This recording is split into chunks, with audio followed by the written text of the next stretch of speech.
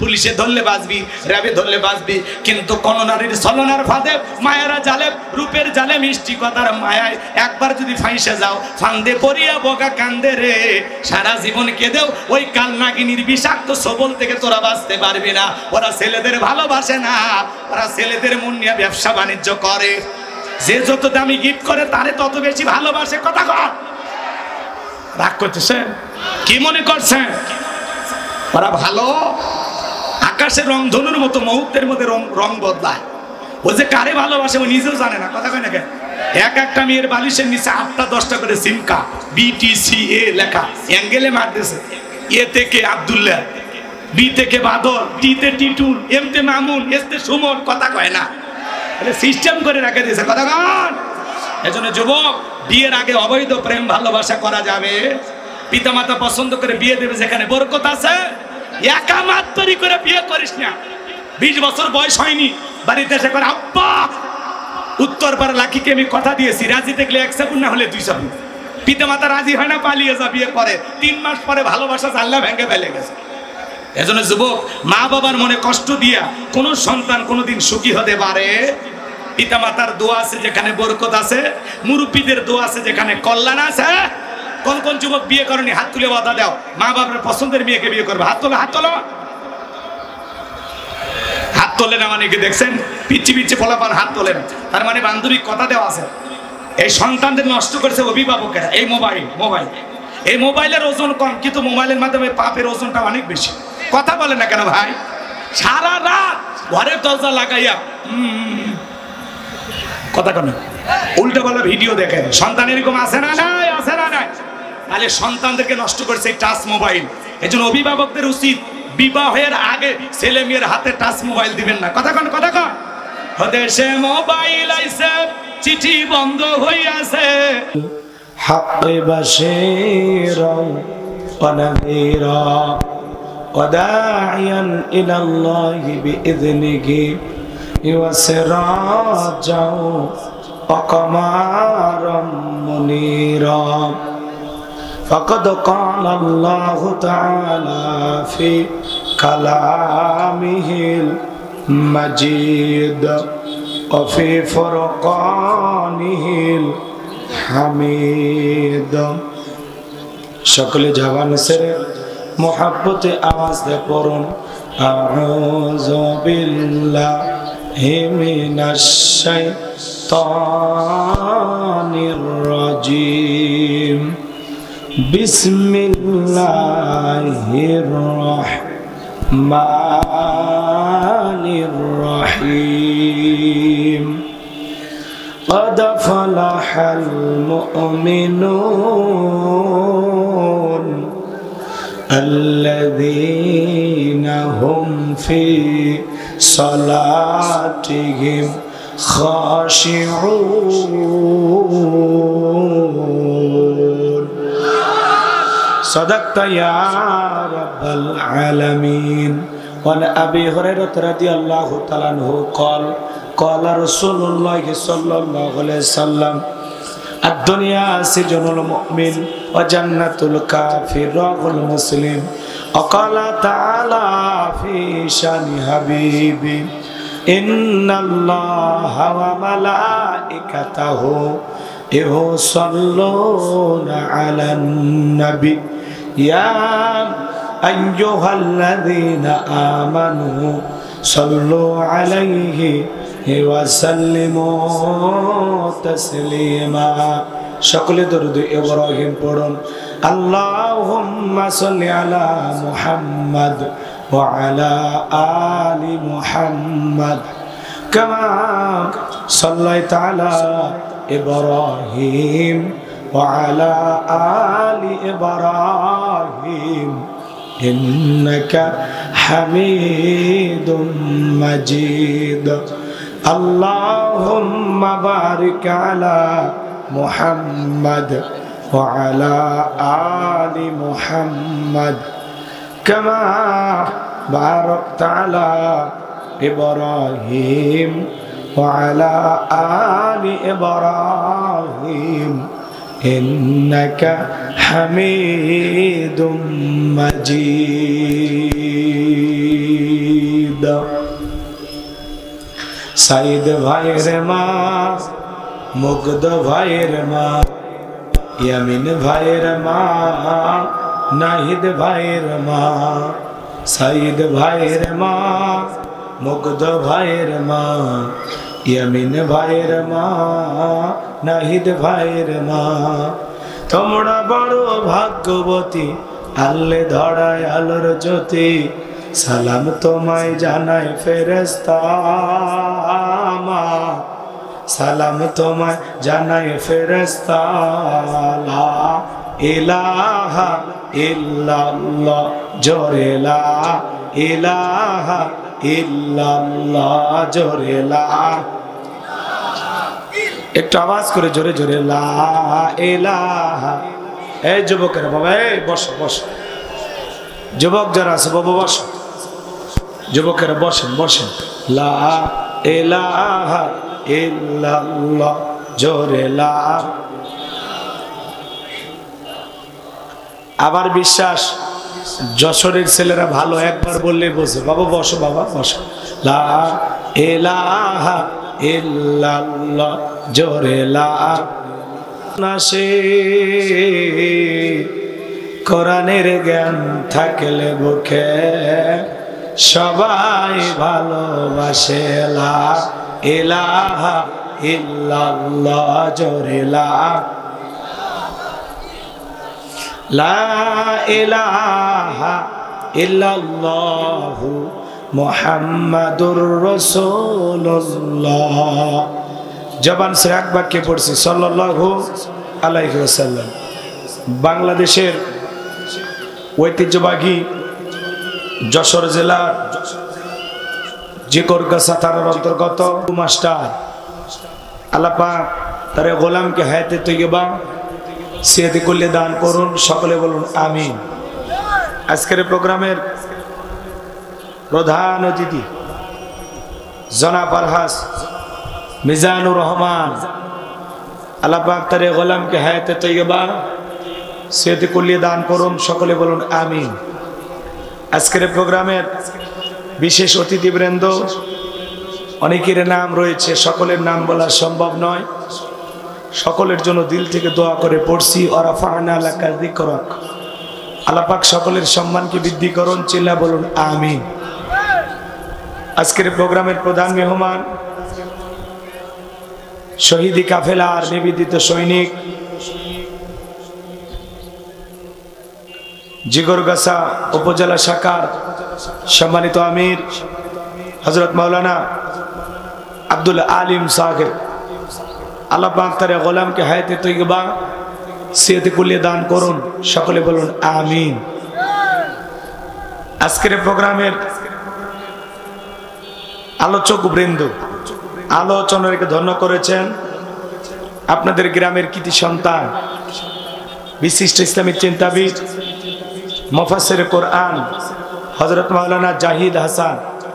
আল্লাহ পাক প্রিয় ভাইয়ের কণ্ঠ দ্বীনের জন্য, ইসলামের জন্য, কোরআনের খেদমতের জন্য কবুল করুন, চিল্লা বলুন আমিন। মঞ্চে উপস্থিত সম্মানিত উলামা ইকরাম, সামনে বসা পিতৃ সমতুল্য মুরব্বী বাবাজিরা, কলিজার টুকরা প্রাণপ্রিয় যুবক ভাইরা, ছোট্ট ছোট্ট সোনামানিকেরা, পর্দার আড়ালের সম্মানিত বলা সরলা আবেদা সালেহা মা ও বোনেরা, প্রশাসনের সম্মানিত পুলিশের ভাইয়েরা, ডিবির ভাইয়েরা, জাতির বিবেক, প্রিয় সাংবাদিক বন্ধুগণ, বিভিন্ন রাজনৈতিক দলের সম্মানিত নেতা কর্মী ভাইয়েরা, সবাইকে আরেকটি বার সালাম বিনিময় করছি। আশা করছি সকলে সালামের জবাব জোরে সরে দেবেন। আসসালামু আলাইকুম ওয়া রাহমাতুল্লাহি ওয়া বারাকাতুহু। আমরা শুকরিয়া আদায় করতেছি সেই মহান রবের দরবারে, আল্লাহ পাক সুবহানাহু ওয়া তাআলা অত্যন্ত দয়া করে, করুণা করে, মায়া করে, মহব্বত করে, ভালোবেসে, পছন্দ করে অত্র এলাকা থেকে গনে গনে গণান্বিত করে, যাচাই বাছাই করে, শুধুমাত্র কেবলমাত্র কোরআনুল কারীমের মহব্বতে আজকের মাহফিলে আসার বসার সুযোগ দান করেছেন।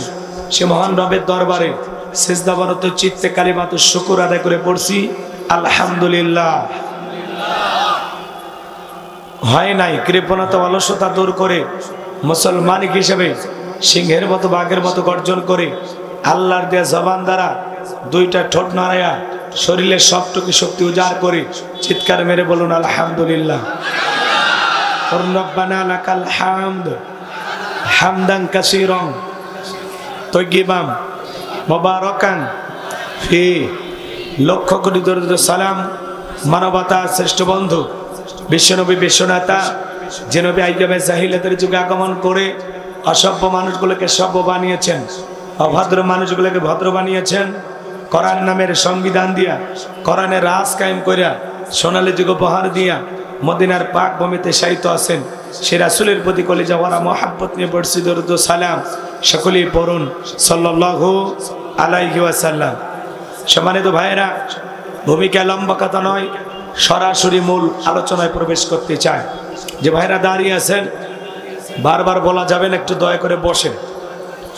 স্কুলের মাঠে অনেকে দাঁড়িয়ে আছেন, ভাই একটু মঞ্চে আসেন, সবাই পাশে বসে যান। এই যে অনেক জায়গা ফাঁকা আছে, একটু বসে পড়ো। আমি ভূমিকা না দিয়েই ডাইরেক্ট আলোচনায় চলে যেতে চাই, যেহেতু দিনের বেলায় সময় কম। আমরা তো ইনশাআল্লাহ কষ্ট হবে না তো? জি, একটা তাকবীর দিয়ে আমরা আলোচনা শুরু করি। সবাই রেডি আছেন? আজকের মাহফিলে আসতে পেরে বুঝতে পেরে আপনারা খুশি না বেজার? কারা কারা খুশি? মুখে নিয়ে হাসি আওয়াজ দিয়ে বেশি আল্লাহ নামের এমন একটি স্লোগান দেবেন, এলাকায় যদি কোনো ইসলাম বিরোধী উই পোকা, সার পোকা, তেলা পোকা থাকে ওদের কলিজায় যেন কম্পন সৃষ্টি হয় এমন আওয়াজ তুলতে রাজি আছেন যারা? বীর মুসলমানের মতো দুটি হাত টান টান করে তুলে দেখান তো তারা। লিল্লাহি তাকবীর, লিল্লাহি তাকবীর। আল কোরআনের আলো, আল হাদিসের আলো, দুনিয়ার মুসলিম, সারা বিশ্বের মুসলিম। আমার নেতা তোমার নেতা, আমার নেতা তোমার নেতা। লিল্লাহি তাকবীর। আল কোরআনের আলো, আল হাদিসের আলো, দুর্নীতির আলো। অনেকে ঝোঁকে তালে বলেই ফেলেছেন দুর্নীতির আলো ঘরে ঘরে জ্বালে। বাংলাদেশে দুর্নীতি দমন কমিশন আছে না নাই? এরপরে দুর্নীতি কমেছে নাকি ডিজিটাল কায়দায় বেড়ে চলেছে? দিন যত করার ছিল দুর্নীতির পাল্লা তত ভারী হচ্ছিল। কথা বলেন ঠিক কি না? আমরা চাই আমাদের প্রিয় মাতৃ বাংলাদেশ দুর্নীতি মুক্ত আল্লাহ কবুল করুন, ছিল বলুন আমি। আমরা চাই আমাদের বাংলাদেশ নাস্তিক মুক্ত আল্লাহ কবুল করুন, ছিল বলুন আমি। আমরা চাই আমাদের বাংলাদেশ মাদক মুক্ত আল্লাহ কবুল করুন, ছিল বলুন আমি। আমরা চাই আমাদের বাংলাদেশ যৌতুক মুক্ত আল্লাহ কবুল করুন, ছিল বলুন আমিন। সম্মানিত ভাইরা আমার, আমি মূল আলোচনায় প্রবেশ করতে চাই। তারপরে দুই একটি কথা না বললে নয়। আমরা যখন আজ থেকে কয়েক মাস আগে কোরআনের মাহফিলে কথা বলার জন্য যাইতাম, যেখানে আমাদের খাবারের আয়োজন এবং বসার ব্যবস্থা থাকতো, এখানে কিছু বুদ্ধিজীবীদের আগমন ঘটতো। ওরা এসে দিত আমাদেরকে প্রথম সবক, হুজুর এটা বলা যাবে না, ওইটা বলা যাবে না, এইটা বলবেন, ওইটা বলবেন না। কথা বলেন, কথা বলেন। এরপরে যখন আমরা মঞ্চে চলে আসতাম, আবারও কিছু বুদ্ধিজীবীদের আগমন ঘটতো। এরা এসে দিত দ্বিতীয় সবক, হুজুর এলাকায় মোটামুটি আমরাই সব, আমরাই ওয়াজ যা করবেন করবেন, খবরদার নেত্রীর বিরুদ্ধে যেন কোনো আলোচনা না হয়। এখনকার এই বুদ্ধিজীবীরা আছে ভাই, টর্চ লাইট মেরেও চেহারা খুঁজে পাওয়া যাচ্ছে না। কথা বলে ঠিক কিনা? মনে রাখবেন, জালেমদের শেষ পরিণতি হলো পরাজয়, আর মাজলুমদের শেষ পরিণতি হলো বিজয়। আমরা মাজলুম ছিলাম, আল্লাহ আমাদেরকে বিজয়ের মালা পরিয়েছেন। কথা বলে ঠিক কিনা? ইন্নাল্লাহা লা ইয়াহদিল কওমাজ জালিমিন। যারা জালেম আল্লাহ এদেরকে পছন্দ করে না, জালেমদেরকে আল্লাহ ভালোবাসে না। কথা বলে ঠিক কিনা? জুলুম কখনো চিরস্থায়ী হতে পারে না। জালেমদের শেষ পরিণতি হলো পরাজয়, আর মাজলুমদের শেষ পরিণতি হলো বিজয়। মাজলুমদের সাথে আল্লাহর সাহায্য আছে, কিন্তু কোন জালেমের সাথে আল্লাহর সাহায্য। কথা ক্লিয়ার না ভেজাল আছে? মনে রাখবেন, যুগে যুগে নবী রাসূল দাওয়াতি কাজ করেছেন। তাদের দাওয়াতি কাজেও কাফের বেঈমানরা বাধার প্রাচীর তৈরি করে দিয়েছিলেন। এরপরে আল্লাহর পয়গম্বরেরা শত বাধার প্রাচীরকে ভেঙে আল্লাহর জমিনে আল্লাহর পথে মানুষকে দাওয়াত দিয়েছেন। কথা বলেন ঠিক কিনা? আপনার আমার প্রিয় নবী কালেমার দাওয়াতি দিকে, করণের প্রচার গতিকে মার খেয়েছেন, রক্ত জড়িয়েছেন, দান দান মোবারক শহীদ হয়ে গেছেন। সাহাবা ইকরাম দ্বীনকে প্রতিষ্ঠিত করতে গিয়ে মার খেয়েছেন, রক্ত জড়িয়েছেন, জীবন দিয়েছেন। হো বাংলার মুসলমান, 1971 সালে এদেশের মাটির জন্য, এদেশের স্বাধীনতার জন্য আপনারা আমার পূর্বপুরুষেরা যদি জীবন দিতে পারেন, রক্ত দিতে পারেন, 2024 সালে স্বৈরাচার জালেমকে বিদায় করে দেওয়ার জন্য এদেশের 2000-এরও বেশি মানুষ যদি রক্ত দিতে পারেন, জীবন দিতে পারেন, প্রয়োজন যদি হয় আল্লাহর এই জমিনে আল্লাহর দ্বীনকে প্রতিষ্ঠিত করার জন্য যদি কখনো ডাক আসে, মাথায় কাফনের কাপড় বেঁধে বিবির কাছ থেকে বিদায় নিয়ে, সন্তানদের কাছ থেকে বিদায় নিয়ে আল্লাহর এই জমিনে আল্লাহর দ্বীনকে প্রতিষ্ঠিত করার জন্য নবীদের মতো, সাহাবা ইকরামদের মতো বুকের তাজা রক্ত দিতে কারা কারা রাজি? 2 হাত তুলে আল্লাহকে দেখান।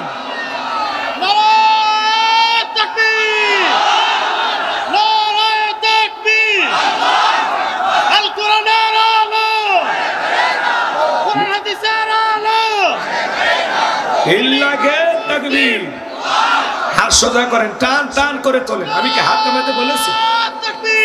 হাত সোজা রাখেন, সোজা রাখেন। মাঝে মাঝে হাত দেখা দেখা যায়, মাঝে মাঝে হাত দেখা যায়। 2 হাত সোজা করার শক্তি নেই। আপনি পুরুষ মানুষ, দুধ ডিম ভিটামিন ক্যালসিয়াম মাঝে মাঝে কিনে খাবেন, একেবারে দুর্বল হলে চলতে পারবেন। হাত সোজা করেন, সোজা করেন। আমার আল্লাহ রাব্বুল আলামিন বলেন, ইন্নাল্লাহা আশতারা মিনাল মুমিনিনা আনফুসাহুম ওয়া আমওয়ালাহুম বিআন্না লাহুমুল জান্নাহ। সূরা তাওবার 111 নম্বর আয়াতে আল্লাহ রাব্বুল আলামিন জানিয়ে দিয়েছেন, নিশ্চয়ই মুমিন বান্দাদের জান মাল আমি আল্লাহ ক্রয় করে নিয়েছি, বিনিময়ে দেব জান্নাত। বলুন সুবহানাল্লাহ। তাহলে বলেন তো বাজান, আপনার আমার জীবনের মালিক কে? এই যশোরের যুবকেরা ভালো করে বলো তো, এই জীবনের মালিক কে? প্রেম করবার প্রেমিকাকে পার্কে নিয়ে যা ডায়লগ দিবা, এ জীবন তোমার, তুমি শুধু আমার। ওরে হাইব্রিড যুবক, এই জীবনের মালিক কে? আপনার আমার সম্পদের মালিক কে? আল্লাহর দেয়া জীবন, আল্লাহর দেয়া সম্পদ আল্লাহর পথে খরচ করতে রাজি আছেন তো মুসলমান? রাজি আছেন তো ইনশাআল্লাহ? রাজি আছেন তো ইনশাআল্লাহ? বাম হাত নামান, শুধু ডান হাত তুলে রাখেন, শুধু ডান হাত। আল্লাহ রাব্বুল আলামিন বলেন, ইল্লা সাহাবাল ইয়ামিন ফি জান্নাতিন ইয়াতাসালুন। ডানপন্থী যারা জান্নাতের বাগানে থাকবে তারা, ডানপন্থী যারা আল্লাহর প্রিয় তারা। বলুন আল্লাহু আকবার। কোনো কথা হবে না। কিছুক্ষণ আগেই বলেন, হুজুর জীবন দিতে রাজি, রক্ত দিতে রাজি। আপাতত জীবন রক্ত দুইটার কোনোটাই দিতে হবে না। ডান হাতটা পকেটের ভিতর ঢুকে দিয়া যে যা পারেন, যতটুকু পারেন, এই হেল্পফুল ফুজুল যুবক ভাইরা যে তাফসীরুল কোরআন মাহফিলের আয়োজন করেছেন, সবাই প্রাণ ভরে দান করবেন। সোজা ডান হাত পকেটে দেন, সবাই নিজের পকেটে হাত দেন, অন্য কারো পকেটে হাত দিয়ে পকেট মেরে বলে মার খাবেন না। ছেলে পেলে যারা আছে বাবা, ব্যাগ নিয়ে, রুমাল নিয়ে, চাদর নিয়ে, যার কাছে যা আছে তাই নিয়ে মাঠে নামো, খেলা হবে, খেলা হবে। ছেলে পেলে যাচ্ছে, সবাই সবাই দেন, সবাই দেন, পকেটে হাত দেন। আমিও দিচ্ছি, দেন, সবাই পকেটে হাত দেন, নিজের পকেটে হাত দেন, অন্য কারো পকেটে হাত দিয়ে পকেট মেরে বলে মার খাবেন না। সবাই পকেটে হাত দেন, সবাই পকেটে হাত দেন। 10, 20, 50, 200, 100, 500, 2000, 5000, 10,000, 1 লাখ, 2 লাখ, যে যা পারেন আল্লাহর রাস্তায় পকেটে হাত দিয়ে প্রাণ ভরে টাকা দান করেন। আমার যুবক ভাইরা কষ্ট করে আয়োজন করেছে, সবাই যে যা পারেন, যতটুকু পারেন আল্লাহর রাস্তায় একটু সহযোগিতার হাত বাড়ান। এই যুবকেরা অনেক কাজ করে, সামাজিক অনেক কাজ করে, দুস্থ অভাবগ্রস্তদের পাশে দাঁড়ায়, গরিব দুঃখীদের সাহায্য সহযোগিতা করে, শীত বস্ত্র বিতরণ করে, অনেক কাজ করে যুবকেরা। বৃদ্ধ নারী পুরুষ অসুস্থ, চিকিৎসার জন্য টাকা নেই, এরা টাকা দেয়, বিভিন্নভাবে তাদের পাশে দাঁড়ায়। আপনারা এই হেল্পফুল ফুজুল যুব সংগঠনের পাশে থাকবেন ইনশাআল্লাহ। যে যা পারেন, 2000, 5000, 10,000, 1 লাখ, 2 লাখ, যে যা পারেন আল্লাহর রাস্তায় পকেটে হাত দিয়ে প্রাণ ভরে টাকা দান করেন। খবরদার কারা আসে? আলহামদুলিল্লাহ। আল মদিনা প্রধান অতিথি মিজানুর রহমান, আপনি? হ্যাঁ, মাশাআল্লাহ। এটা কি শেখ? টাকা আছে, গুনবো, দেখা লাগবে কত? না, প্রধান অতিথি বিশিষ্ট ব্যবসায়ী সমাজসেবক জনাব আলহাজ মিজানুর রহমান, নামটাও চমৎকার, লিল্লাহি দেখবেন। খালি মিজানুর রহমান আজারি লাগাইলে তো মাহফিলে জাগাইতে, তাই না? যদি আপনারা লিখতেন যে উনি এখন, তাহলে সমস্যা ছিল। রাগ করতেছেন আপনারা? নামটা চমৎকার, আলোচিত নাম, পরিচিত নাম। উনি যা দিয়েছেন আমার মনে হয় খুব বেশি আছে বলে মনে হচ্ছে না। প্রধান অতিথি 50,000 1 লাখের নিচে দিলে মাহফিল জমবে তাই। হ্যাঁ, একটা ওয়েট আছে না কথা কলাকে। আল্লাহ টেকা তোর কম দেয়নি, চেহারাটা মাশাআল্লাহ। লিল্লাহি তাকবীর। বাজান কত আছে এটি? আছে আবার রমজান মাসে হবে। এদেরকে রমজানে আবার দিবে। এই সিরবো উঠবো।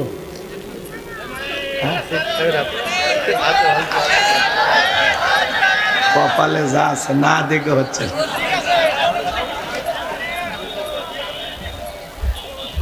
এক কথা প্রধান অতিথি এত কম দিলে তাই তো বলে বাবা খুইল না। হ্যাঁ, প্রধান অতিথি 5,000 টাকা দিলে মাহফিল চলবি। বাবা হলেই প্রধান। হ্যাঁ, সব জায়গাতে কি কর, আমার 2-1 জায়গায় চান্স দেন। হ্যাঁ, তারপরে যুবকদের পাশে থাকা লাগবে, এরা খুব ভালোবাসে আপনাকে। এই 5,000 হয় না, আপনার নামের সাথে যায় না। হ্যাঁ, কত বাকি? কত? 50, 20? আল্লাহ কবুল করলে হবে না, এত কম নেওয়া যাবে না।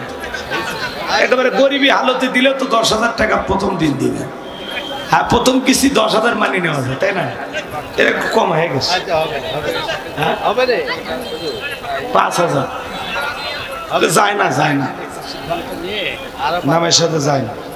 কত? আর 10,000 এটা তাকবীর দেই না, মারাবা দেই। বলবো কত বলবো কত শুনে দেবো লোকজন কত? আর 15-20 বিল করবেন? হ্যাঁ, আর মাত্র 5,000। লিল্লাহি তাকবীর। প্রধান জনাব আলহাজ মিজানুর রহমান 10,000 টাকা। লিল্লাহি তাকবীর। নাম দেওয়ার আগে চুক্তি করবেন যে আপনার নাম দিচ্ছি, প্রধান অতিথি 20,000 এর নিচে দেওয়া যাবে না। হয় 20, না হলে 50। আগে বোঝেন নাই?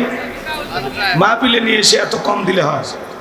আর একজন ভাই 500 টাকা দিয়েছেন, আল্লাহ কবুল করেন। যারা বলেন আমি। দেখেন ইনি কত দিচ্ছে, দেখেন সব খালি খাম আসতেছে। বিশেষ অতিথি ডাক্তার জনাব ডাক্তার আনিসুর রহমান, ইনি মনে ভালো দিচ্ছে। হ্যাঁ, দেখেন বিশেষ অতিথি 5,000। সেকেন্ড হ্যাঁ, আপনার খামে 5,000 থাকলে এটা যা। প্রধান অতিথি কি কায়দায় মাইকিন হয়েছে, উক্ত মাহফিলে প্রধান অতিথি জনাব আলহাজ মিজানুর রহমান। বাবা যে মাইকিন করে এলাকা কাজে ফেলে দিচ্ছে, সে মাইকিনের টেকাই ওঠেনি। ডাক্তার আনিসুর রহমান আল্লাহরে গোলাম 5,000 টাকা। লিল্লাহি তাকবীর। আল্লাহ কবুল করেন, হায়াত বাড়া দেন, জিন্দেগির গুনাহগুলো মাফ করে দেন। জোরে বলেন আমিন। আরো জোরে বলেন আমিন। জনাব হাফিজ মাওলানা মোজাম্মেল হক, জনাব শেখ আলাউদ্দিন, জনাব প্রবাসীরা বাপরে বাপ যতগুলো চিঠি কখন পড়ব।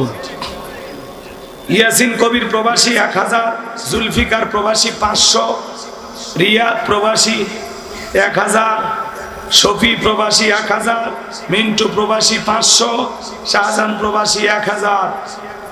এটা কি? অনেক প্রবাসী ভাই মাহফিলের জন্য টাকা দান করেছেন, সকলের জন্য দোয়া চাইতে। দোয়া চাওয়া এটা কত? খালি দোয়া। আচ্ছা, রাকিব খান মালয়েশিয়া প্রবাসী, স্টেজ তৈরি যাবতীয় খরচ দিয়েছেন। লিল্লাহি তাকবীর। বেটা সোল ওনার মৃত সেকেন্দার খানের জন্য দোয়া চেয়েছেন। মৃত পিতা, তাই না? সেকেন্দার খান, ঠিক আছে, সবার জন্য দোয়া হবে ইনশাআল্লাহ। আব্দুল আজিজ ভাই 500 টাকা, আল্লাহ কবুল করেন। জোরে বলেন আমিন। আর কেউ আছেন বাজান? দিলে দেন, না দিলে ওয়াজে চলে যায়। ধরেন এই টাকাগুলো নেন। মহিলা প্যান্ডেল, পুরুষ প্যান্ডেলে ব্যাগ পাইছেন, ব্যাগগুলো আসছে। টাকা যে কালেকশন হলো, ব্যাগ করলে করে ভাই, ব্যাগ গেল কই? আবার ব্যাগ কেউ নিজের মনে করে বাড়িতে নিয়ে যান না ভাই। জি, ব্যাগগুলো দেন, এই টাকাগুলো নেন। আলহামদুলিল্লাহ। সভাপতি বাজান দেবে? সভাপতি বাজান কই? আপনি? মাশাআল্লাহ। ভাই কোন আপনার খাম নাই? হাফেজ ইউনুস সাহেব, উনি 500 টাকা। জোরে কোন মারহাবা। সভাপতি বাজান 10,000 না? সভাপতি তো সবার ওপর। জনাব মোহাম্মদ আবু মাস্টার, বিশিষ্ট শিক্ষাবিদ, উনি 5,000 দিচ্ছে। আসলে সভাপতি হিসাবে 5,000 এটা মানা যায়। হ্যাঁ, 1,010 টাকা দেবেন। সংগঠনের সেক্রেটারি। উনি সংগঠনের সেক্রেটারি, তাহলে ডবল দেখা যায়, ডবল দান করলো। চলেন আলোচনা যায়। সভাপতি বাজান আবু মাস্টার সাহেব 10,000 একটা তাকবীর দিলাম লিল্লাহি তাকবীর। জনাব মোহাম্মদ আবু মাস্টার 10,000 টাকা জোরে বলেন মারহাবা। লিল্লাহি তাকবীর। আল্লাহ তাআলা দান কবুল করেন, হায়াত বাড়ায় দেন, জিন্দেগির গুনাহগুলো মাফ করে দেন। জোরে বলেন আমিন। জিয়াউর রহমান নাম, বাপের বেড়া মতো করছে একখান কাম, নগদ 1,000 টাকা। জোরে বলেন মারহাবা। আল্লাহ এই দানগুলো কবুল করেন। নেন, আপনার কাছে টাকা রাখেন, নেন। জি ভাই বসেন, এই এলোমেলো করেন না, বসেন। রাস্তায় যারা দাঁড়িয়ে আছেন ভাই মাঠে চলে আসেন। চলেন আমরা আলোচনায় চলে যাই। শেষে যারা আসছেন আপনারা দান করতে পারেন, ছেলেপেলে কাছে একটু সহযোগিতা পাঠাবেন ইনশাআল্লাহ। চলুন আমরা আলোচনায় চলে যাই, আর কষ্ট দেব না।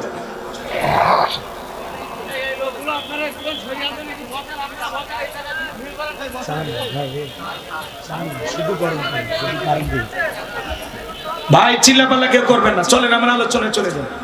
সভাপতি স্যার যাই, আলহামদুলিল্লাহ আলোচনায় গেলেন। হ্যাঁ, আপনারা তো আসেন, পাশে থাকবেন ইনশাআল্লাহ।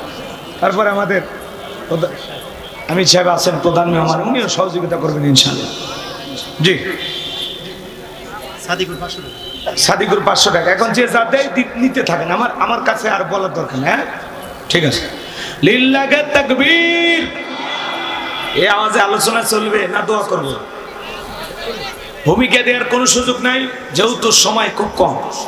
আমরা কথা বলবো পবিত্র কোরআনুল কারীমের 23 নম্বর সূরা, সূরা নম্বর 23 বাতিলের হবে সাইজ ইনশাআল্লাহ বলেন।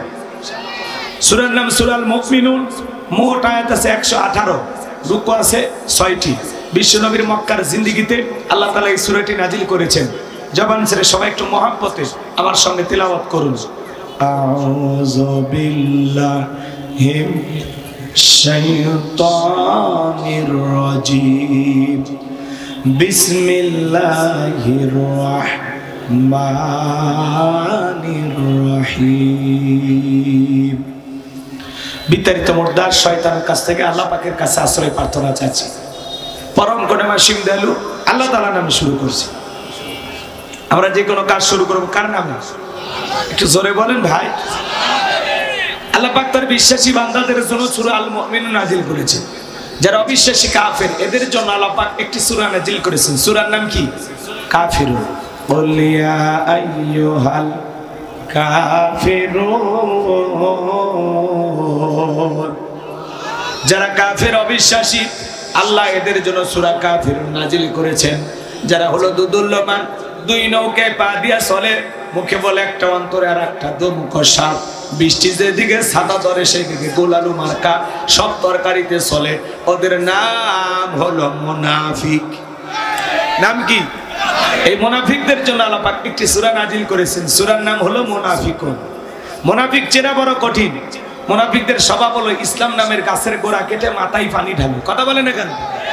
চুপ করে থাকে ধোঁকাবাজ, চোখে তোদের না হিলাস। চুপ করে থাকে ধোঁকাবাজ, চোখে তোদের না হিলাস। গোড়া কেটে মাথায় ঢালো পানি, তোদের চিনি আর কতকাল করবি রে শয়তানি। কথা বলেন না কেন? ইকো দেওয়ার দরকার নেই, ঠিক আছে? বেশ কমায় দাও, রিভার্ব বাড়ায় দাও, টনটা বাড়ায় দাও, যাতে আওয়াজটা মিষ্টি হয়। তোমার জন্য কলিজার থেকে দোয়া করব। রাগ করেন? তাহলে মুনাফিক চেনা বড় কঠিন। মনে রাখবেন, অমুসলিমের দ্বারা ইসলাম যতটা না ক্ষতিগ্রস্ত হয়, নামদারি মুনাফিক মার্কা মুসলমানের দ্বারা ইসলাম সবচেয়ে বেশি ক্ষতিগ্রস্ত হয়। রাগ করেন নাকি আপনারা? মুনাফিকদের স্বভাব কেমন জানেন না?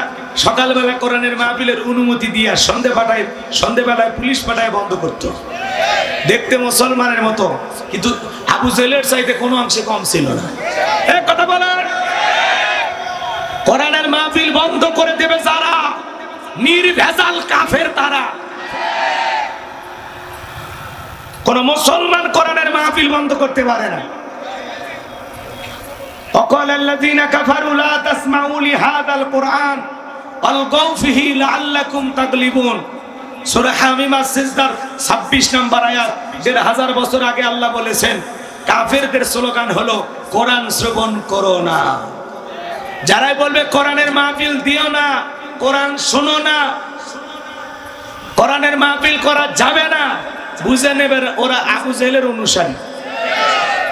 কারণ ওরা বোঝে কোরআন চালু হয়ে গেলে বোতল খাওয়া হবে না। ওরা বোঝে আল্লাহর এই জমিনে আল্লাহর দ্বীন প্রতিষ্ঠিত করা হয়ে গেলে চাঁদাবাজি, টেন্ডারবাজি, পেট নীতির রাজনীতি থাকবে না। কথা বলে ঠিক কিনা? এজন্য ওরা চায় এই জমিনে কোরআন চালু না হোক। এই জন্য মুসলমান দাবি করার পরে বলে ইসলামের সাথে রাজনীতির কোনো সম্পর্ক নাই।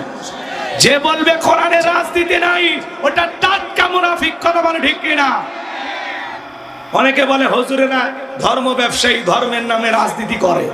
নির্বাচনের আগে টুপি কিনে সমাবেশে হাজির হয় যারা, এরা হলো ধর্ম ব্যবসায়ী।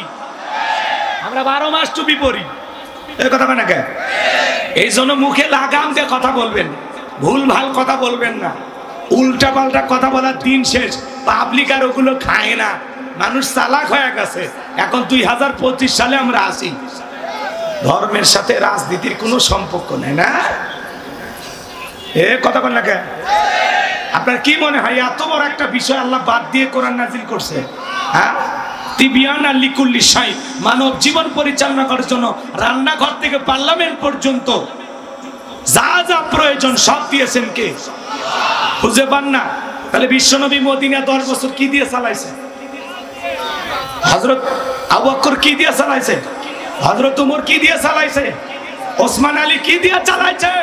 হযরতে মুয়াবিয়া কি দিয়ে চালাইছে? গাঁজাখুরি গল্প করেন না। চোর যদি চুরি করে চোরের ডান হাত কেটে দাও, এই হুকুম নাই? আইন নাই? জিনা করলে তার শাস্তি কি নাই? খালি কি মনে করছেন জমির ভাগ বাটোয়ারা বন্টন কিভাবে করতে হবে এটাই লেখা আছে, বিবাহের দেন মোহর এটাই লেখা আছে, সমাজ রাষ্ট্র কিভাবে পরিচালনা করা লাগবে, অর্থনীতি, সমাজনীতি, রাজনীতি, পররাষ্ট্রনীতি, এগুলো কোরআনে নাই? আপনি খুঁজে পান না। গাঁজাখুরি গল্প পাবলিককে শুনেন না, ভালো হয়ে যান। কথা কয় না কেন? মুখে লাগাম দিয়ে কথা বলবেন। এটা বলতে পারেন যে আমরা ধর্মের নামে আমরা রাজনীতি করি না। যারা করে আলহামদুলিল্লাহ, আমরা করতে পারি না। আপনি এমন দল করেন, এমন নেতা করেন, এমন নেতার সাথে ওরা বসা করেন যেই নেতা নামাজ পড়ে না, মুখে দাড়ি রাখে না, আল্লাহর ভয় নাই। কথা কর, আল্লাহু আকবারের স্লোগান নাই, নেতার নামে স্লোগান। স্লোগান কার নামে? ওরাব্বাকা ফাকাব্বির, তাকবীর হবে রবের নামে, স্লোগান হবে রবের নামে। যেই জমিনে আল্লাহর শ্রেষ্ঠত্ব বরত্ব ঘোষণা করা হবে ওই জমিনে শয়তানি শক্তি টিকতে পারবে না। সবকিছু দেখা শেষ, আগামীতে কোরআনের বাংলাদেশ। আল্লাহর এই জমিনে আল্লাহর দ্বীনের বিজয় কারা কারা চান হাত তুলে দেখান। লিল্লাহি তাকবীর। আশা করতে দোষ আছে? আশা করে, বাকিটা ফয়সালা আল্লাহ করবে। কি আলোচনা চলবে না? দোয়া করবো। খালি শুরু করি, অপেক্ষা করেন। এই জন্য মুনাফিক হইতে সাবধান। আপনারা আশেপাশে ঘাপটি মেরে থাকবে, মুখে ইসলামের শান্তির ধর্ম বলতে বলতে ফেনা তুলে ফেলে দিবে, কিন্তু কোথায় ইসলামকে প্রতিষ্ঠিত করলে শান্তি পাওয়া যাবে সেইটা বলে না। এই কথা বলে না। এক দোকানের কর্মচারী নাম ছিল ইসলাম, ওই দোকানের মালিক তার মেয়ের নাম ছিল শান্তি। এই দোকানের কর্মচারী সুযোগ পেয়ে শান্তির সাথে প্রেম জমাইছে। কি জমাইছে? প্রেম জমাইছে। এইবার দোকানদার টের ভাইয়া বলে, তুই 2 টাকার কর্মচারী হইয়া আমার মেয়ের সাথে প্রেম করিস? আকাশের সূর্য হাতে আনা যেরকম অসম্ভব, চন্দ্র সূর্য যেরকম এক জায়গায় হতে পারে না, পানিতে তেলেতে যেমন মিশতে পারে না, তোর মতো 2 টাকার কর্মচারীর সাথে আমার মেয়ের সম্পর্ক আমি মেনে নিতে পারি না। দূর হয়ে যা, আজ থেকে তোর চাকরি নাই। ছেলেটা রাগ করে চলে গেছে যশোর বাস স্ট্যান্ডে। যায় শান্তির কাছে ফোন, হ্যালো শান্তি, তুমি আমাকে কতটুকু ভালোবাসো আজ তার প্রমাণ দিতে হবে। কি হয়েছে? বলে তোমাকে ভালোবাসার অপরাধে তোমার বাপ আমাকে দোকান থেকে বের করে দিয়েছে। তুমি যদি সত্যি ইসলামকে ভালোবাসো তাহলে যশোর বাস স্ট্যান্ডে চলে আসো, আমি তোমাকে নিয়ে সুখের ঘর বাঁধতে চাই। এইবার শান্তির টান টোকলা বান্ধিয়া গাট্টি গুটি গোছাইয়া চলে গেছে ইসলামের কাছে। সন্ধ্যাবেলায় দোকানদার এখানে খোঁজে ইসলাম, এদিকে খেয়াল করেন, ঘরে খোঁজে শান্তি নাই, বাইরে খোঁজে শান্তি নাই, আশেপাশে আত্মীয় স্বজন সবার বাড়ি খোঁজা শেষ, কিন্তু শান্তির খবর নেই। কথা কয় নাকি? এইবার দোকানদার টেনশন আর চিন্তায় কপালে হাত। দোকানে যারা আসতেছে কাস্টমার বলে, ভাই দেখে মনে হয় চিন্তায় আছেন, কি সমস্যা? বলে শান্তি নাই। কি আপনার ভাগ্যে শান্তি নাই নাকি আপনার মেয়ে শান্তি নাই, কোনটা? তখন বলতেছে, ভাই আমার মেয়ে শান্তি নাই। তখন বলতেছে, ওরে দোকানদার বোকা, তোর দোকানের কর্মচারী ইসলাম তোরে দিয়েছে ধোকা। তুমি কি জানো না যেখানে ইসলাম থাকে না সেখানে শান্তি থাকতে পারে না? কথা বলে ঠিক কিনা? এই জন্য ইসলাম নামের কাজটাকে যদি আমরা পার্লামেন্টে প্রতিষ্ঠিত করতে পারি, ইসলামকে যদি আমরা আল্লাহর এই জমিনে বাস্তবায়ন করতে পারি, ইসলাম নামের কাজটাকে যদি জায়গা মতো রোপণ করতে পারি, ইসলামের শান্তির সুবাতাস পুরো বাংলাদেশের 56,000 বর্গ মাইল জুড়ে ছড়িয়ে পড়বে। কথা বলে ঠিক কিনা? যতদিন পর্যন্ত ইসলামকে জায়গা মতো প্রতিষ্ঠিত না করতে পারবেন, শান্তি পাবেন না। কথা কয় নাকি? রাগ করেন? আপনি খালি মুখে বলেন ইসলাম শান্তির ধর্ম, কিন্তু কোথায় ইসলামকে প্রতিষ্ঠিত করলে শান্তি পাওয়া যাবে বোঝেন না। কথা কয় নাকি? এই শান্তির জায়গায় কই বলেন তো? বেটা আসো, এদের একটাই বেটা আসল বসে আছে, আর আপনারা তো ভয় পাচ্ছেন। ইসলামের আলো সারা জীবন ঘরে জ্বালাবেন। দাদা জ্বালাছে, বাবাই জ্বালাইছে, ওরা জ্বালাইতে পারেনি ঠিক মতো, আমরাই কোরআন পড়তে পারিনি। আপনার পরিবারের 6 জন সদস্য কয়জন কোরআন পড়তে পারে? এই জন্য ঘরে জ্বালাইলে হবে না। এখন চলেন তো একবার ডাইরেক্ট জ্বালাই জায়গা মতো। আল কোরআনের আলো সংসদে জালো, আল কোরআনের আলো, এই স্লোগান নিয়ে দিন রাত ঘুমাবেন। কথা ক্লিয়ার না ভেজাল আছে? আমাদের স্বপ্ন একটাই, আল্লাহর এই জমিনে আমরা দিন প্রতিষ্ঠিত করতে চাই। আল্লাহ যেন কবুল করেন। সকলে বলুন আমিন। সূরার নাম সূরাল মুমিনুন, মনে থাকবে তো ইনশাআল্লাহ? জবান ছেড়ে সবাই তেলাওয়াত করুন। আমার আল্লাহ রাব্বুল আলামিন বলেন, ক্বাদ ফালাহাল মুমিনুন। যে কোনো সূরা বা আয়াতের তাফসীর করতে হলে কোন প্রেক্ষাপটে কোন সময় আল্লাহ তাআলা সেই সূরাটি বা আয়াতটি নাজিল করেছেন, সেই নাজিলের প্রেক্ষাপট জানা দরকার আছে না? আরবিতে বলা হয় শানে নজুল। যদি শানে নজুল আলোচনা করা হয় তাহলে তাফসীর বুঝতে সহজ হয়। তাহলে সূরা আল মুমিনুন বিশ্বনবীর উপরে আল্লাহ তাআলা কোন প্রেক্ষাপটে কোন সময় নাজিল করেছেন, আমি কি একটু নাজিলের সময়কালটা তুলে ধরবো?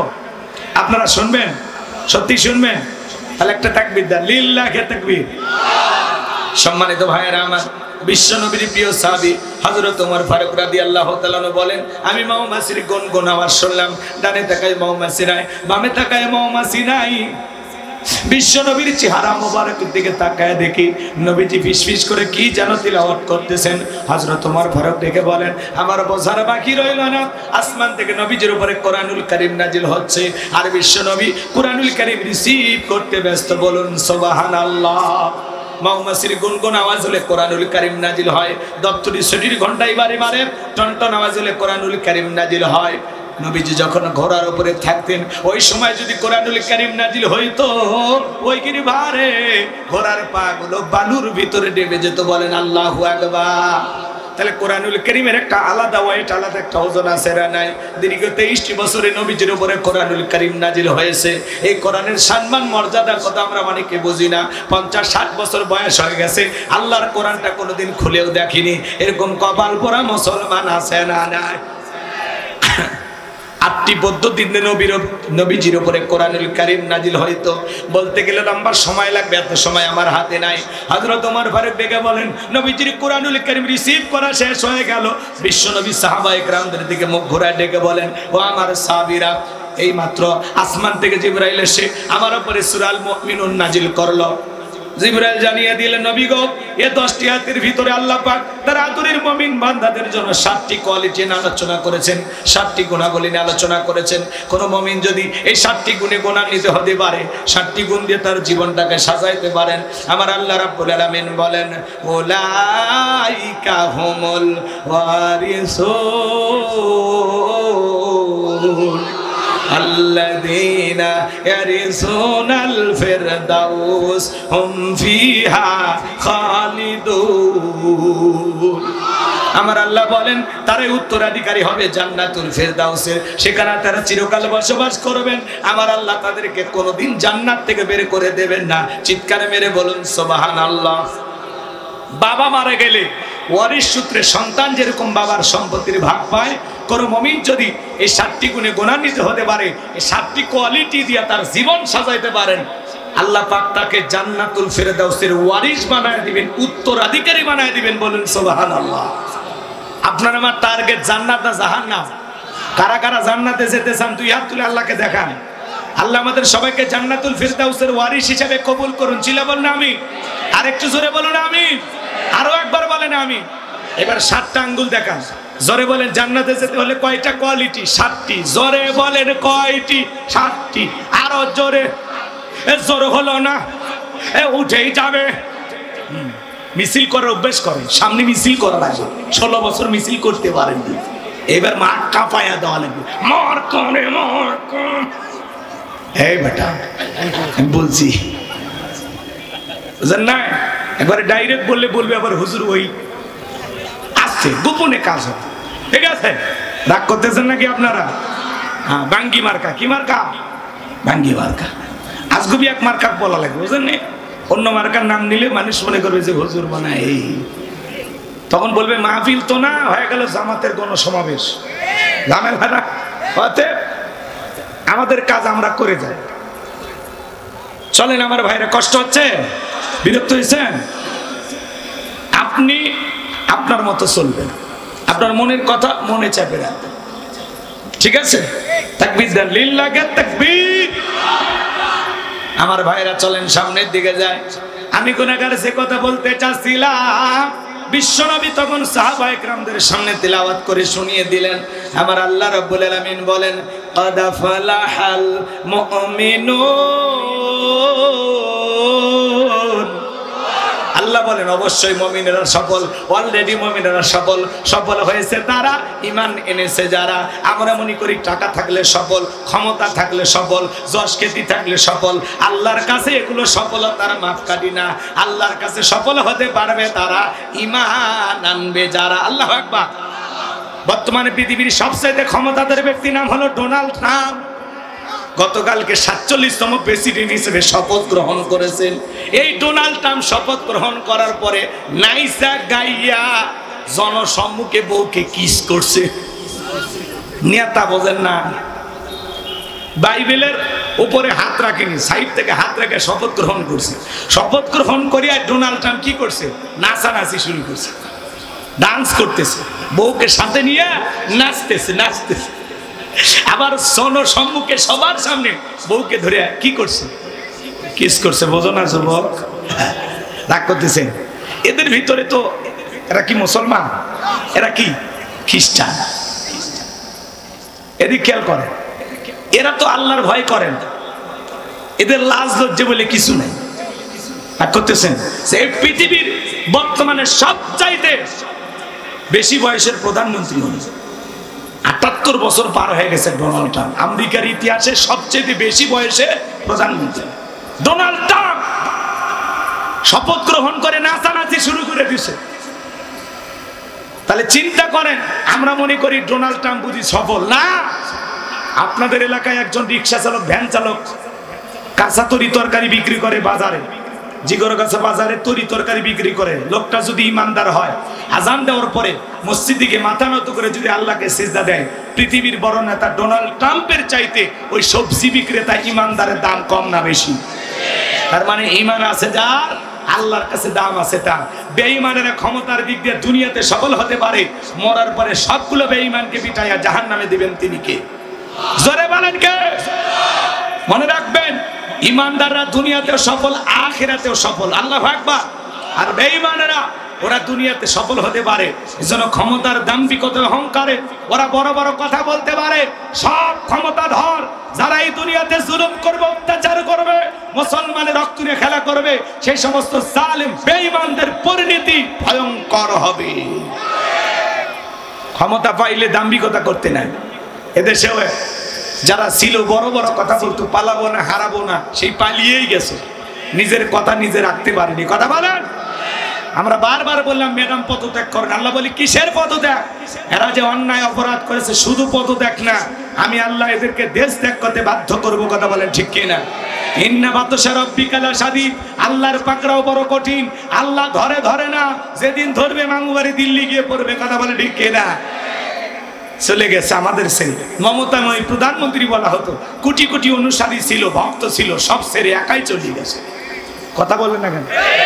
একটা দলের প্রধানমন্ত্রীর থেকে শুরু করে এমপি, মন্ত্রী, আগায়ক, শিক্ষক বলেন আর মসজিদের হুজুর বলেন, এমনকি ইউনিয়ন পর্যায়ের নেতা কর্মী পর্যন্ত পালিয়ে গেছে।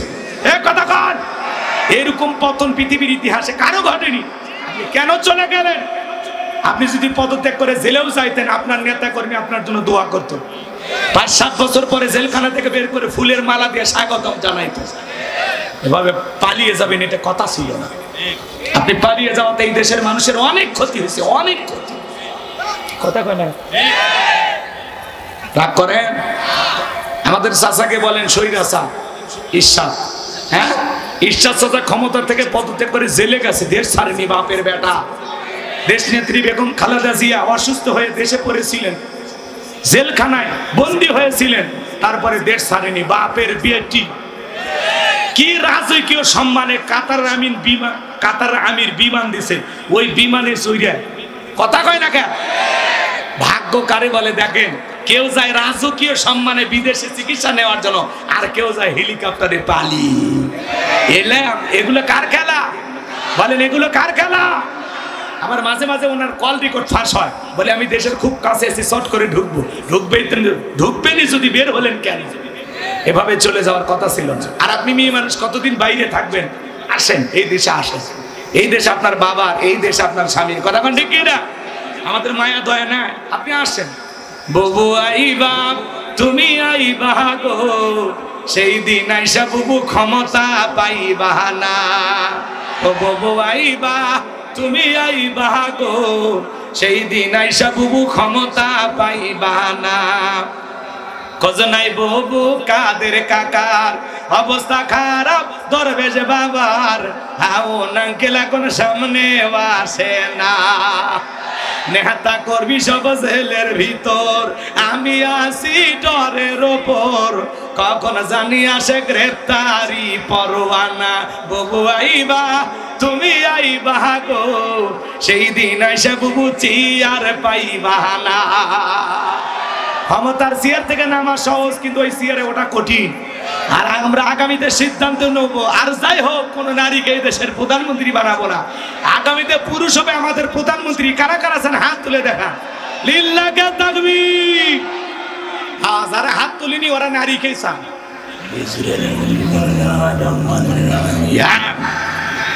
হাত তুলবে চায় না, হাত তুলবে চায় না কন? কেন হাত তুললেন না কেন? যেই দলেরই হোক আমরা পুরুষ চাই, পুরুষ হবে আমাদের অভিভাবক। কথা বল। মেয়ে মানুষের রাগ বেশি, জেদ বেশি, অভিমান বেশি। দেখেন না, স্বামীর সাথে ঝগড়া লাগে, বাড়িতে হাড়ি পাতিল ভেঙে ফেলে দেয়, স্বামী তুলে আছাড় মারে।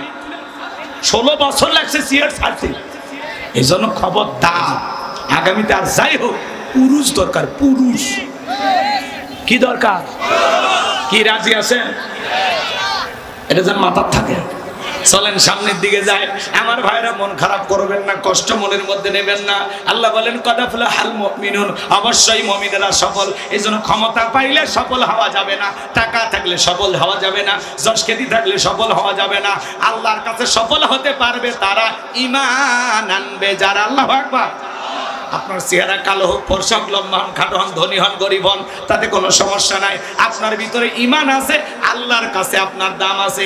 আল্লাহর কাছে যদি দামি হতে পারি, এই জীবনে আর কিছু চাওয়ার আছে? তাহলে আমি বলবো সফল হয়েছে কারা? আপনারা বলবেন ঈমান এনেছে যারা। বলতে পারবেন না? বলেন সফল হয়েছে কারা? আলহামদুলিল্লাহ। এই ঈমান নামের পাসপোর্ট ছাড়া জান্নাতের ভিসা লাগবে না। কথা কয় না? জান্নাতে যেতে হলে ঈমান আনা লাগবেই। কথা কয় না গো? ঈমান নামের মহাদৌলত, ঈমান নামের পাসপোর্ট যারা আছে, জান্নাতের ভিসা লাগবেই। সুবহানাল্লাহ। শোনেন, এইবার ঈমান আনার পরে মুমিন জীবনের সবচাইতে গুরুত্বপূর্ণ ইবাদতের নাম কি জানেন? একজন অমুসলিম জোহরের নামাজের পূর্বে কালেমা পড়ে মুসলমান হয়েছে, ওই ব্যক্তির উপরে জোহরের সালাত আদায় করা কি ফরজ? জোরে বলেন কি? তো মুমিন জীবনের সবচাইতে গুরুত্বপূর্ণ ইবাদতের নাম হলো সালাত। আল্লাহ যখন মুমিন বান্দাদের 7টি কোয়ালিটি নিয়ে 7টি গুণাবলী নিয়ে আলোচনা করলেন, আল্লাহ তাআলা 1 নাম্বার সালাত দিয়ে শুরু করেছেন। সুবহানাল্লাহ বল। কথা আমার না, কথা কার? জোরে বলেন। বাসিওয়ালা কে? আল্লাহ। আমি খালি সুর তুলতেছি, আল্লাহ 1500 বছর আগের কথাগুলো আমি অ্যাডভাইস করে খালি বলতেছি। কথা কি বুঝতে পারতেছেন? আল্লাহ রাব্বুল আলামিন বলেন শুরু হয়ে গেল 1 নাম্বার। যুবক যারা আছে নিরাশ হয় না, 4 নাম্বার গুণাবলীতে যুবকদের ওয়াজ আছে, ওদেরকে সাইজ করার দরকার আছে না? না। যে যুবক ভাইয়েরা মন খারাপ কইরো না, তোমরাও যুবক আমিও যুবক, তোমাদের মনের দুঃখটাকে আমি বুঝি। তোমাদের জন্য স্পেশাল আলোচনা মাথার মেমোরিতে সেভ করা আছে, সময় মতো ডাউনলোড দিয়ে শোনায় দেয়। তাকবীর দেন, লিল্লাহি তাকবীর। মুমিন বান্দার 1 নাম্বার গুণাবলী আল্লাযীনা হুম ফি সালাতিহিম খাশিউন।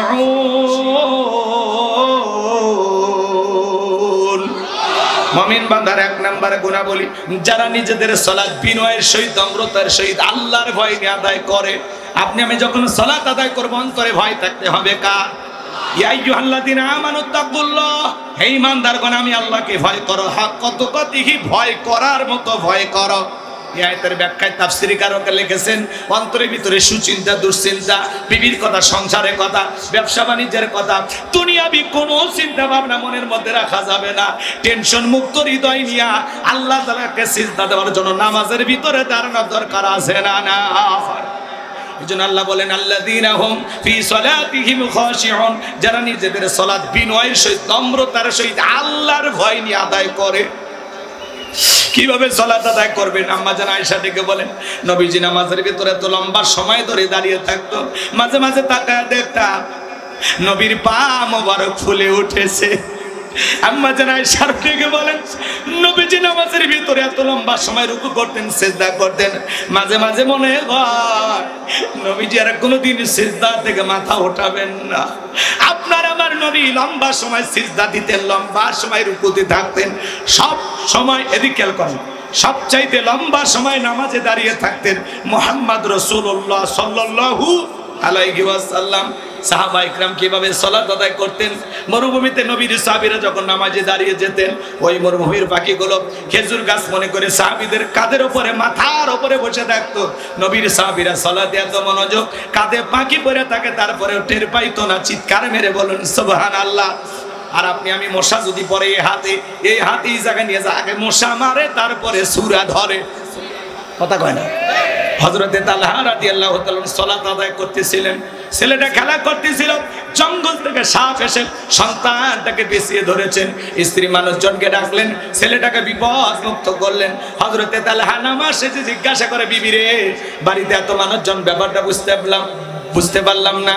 দেখে বলে, স্বামী আপনি যখন নামাজে দাঁড়িয়ে গেছেন, জঙ্গল থেকে সাপ এসে সন্তানটাকে পেঁচিয়ে ধরেছিল, আমি মানুষজনকে ডাকলাম, ছেলেটাকে বিপদ মুক্ত করলাম। এত ঘটনা আপনার চোখের সামনে ঘটে গেল, আপনি কি কিছুই বলতে পারেন না?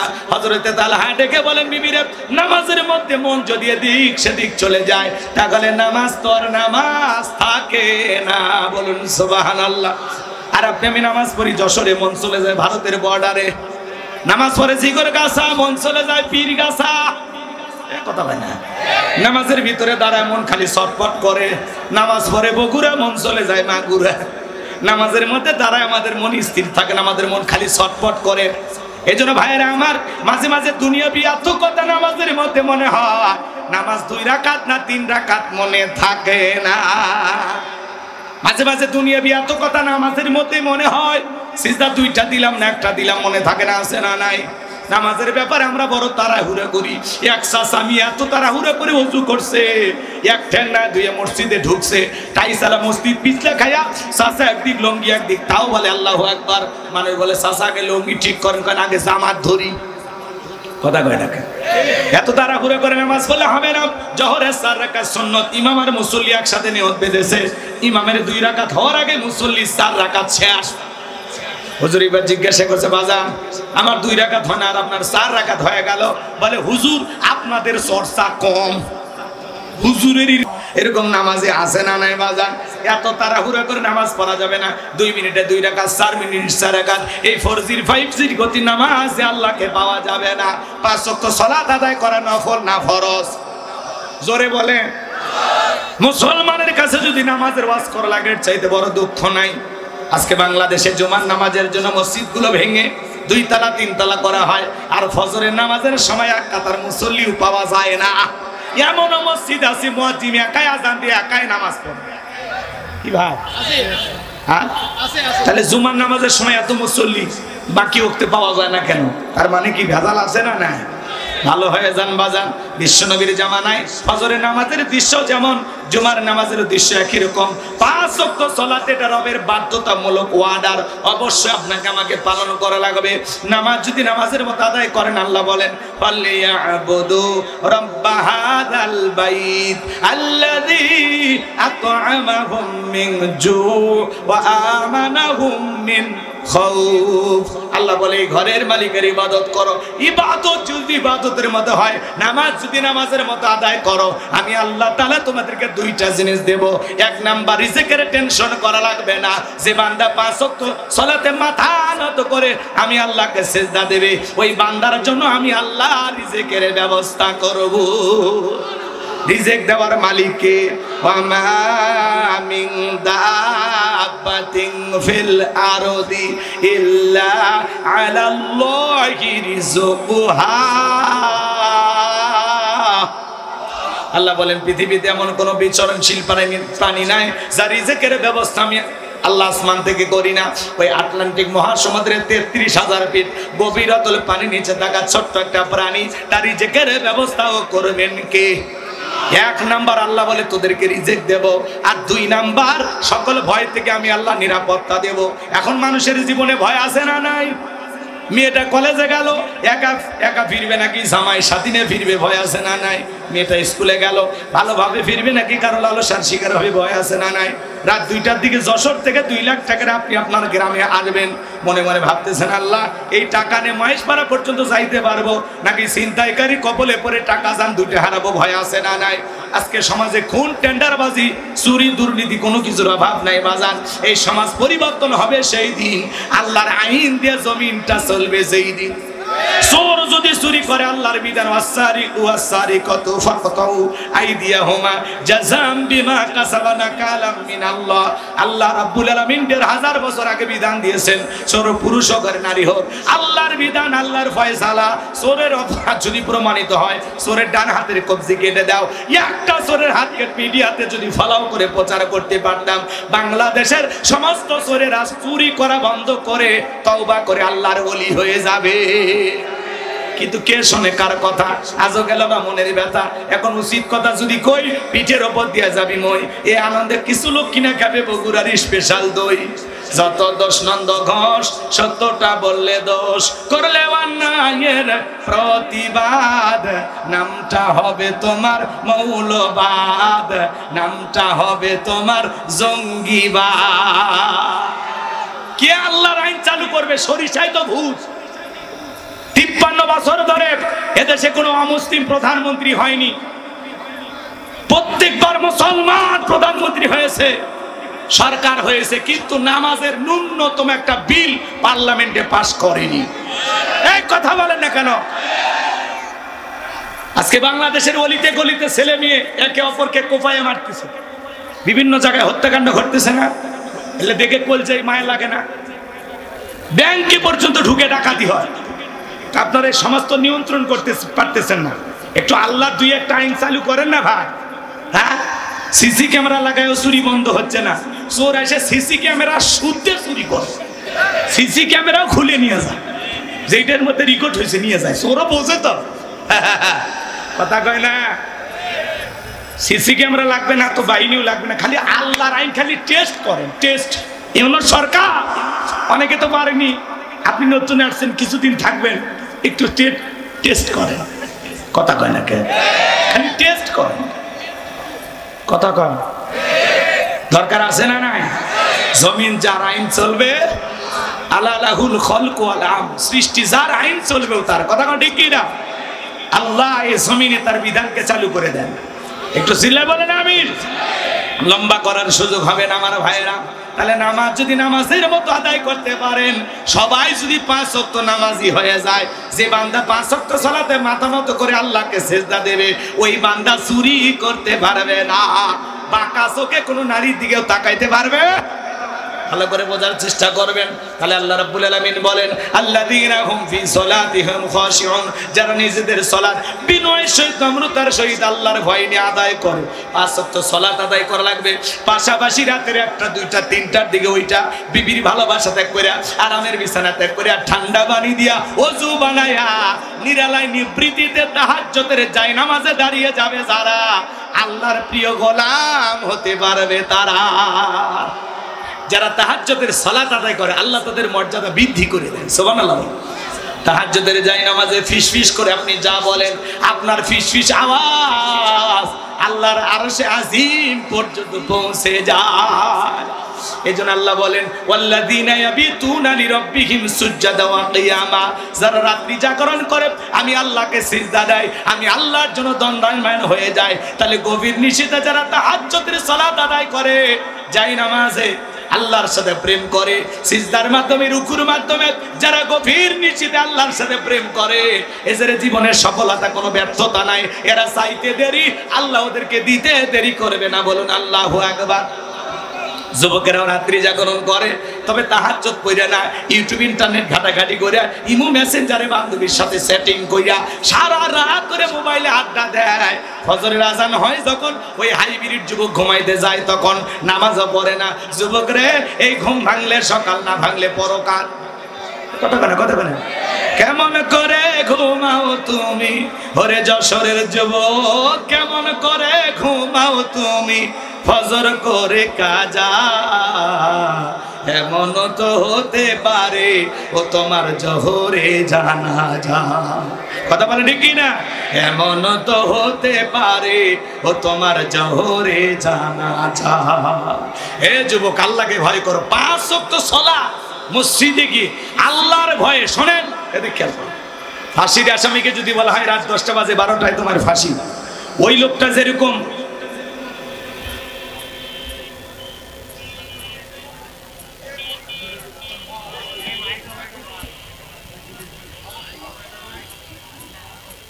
কিছু বুঝলাম না, এটা কি?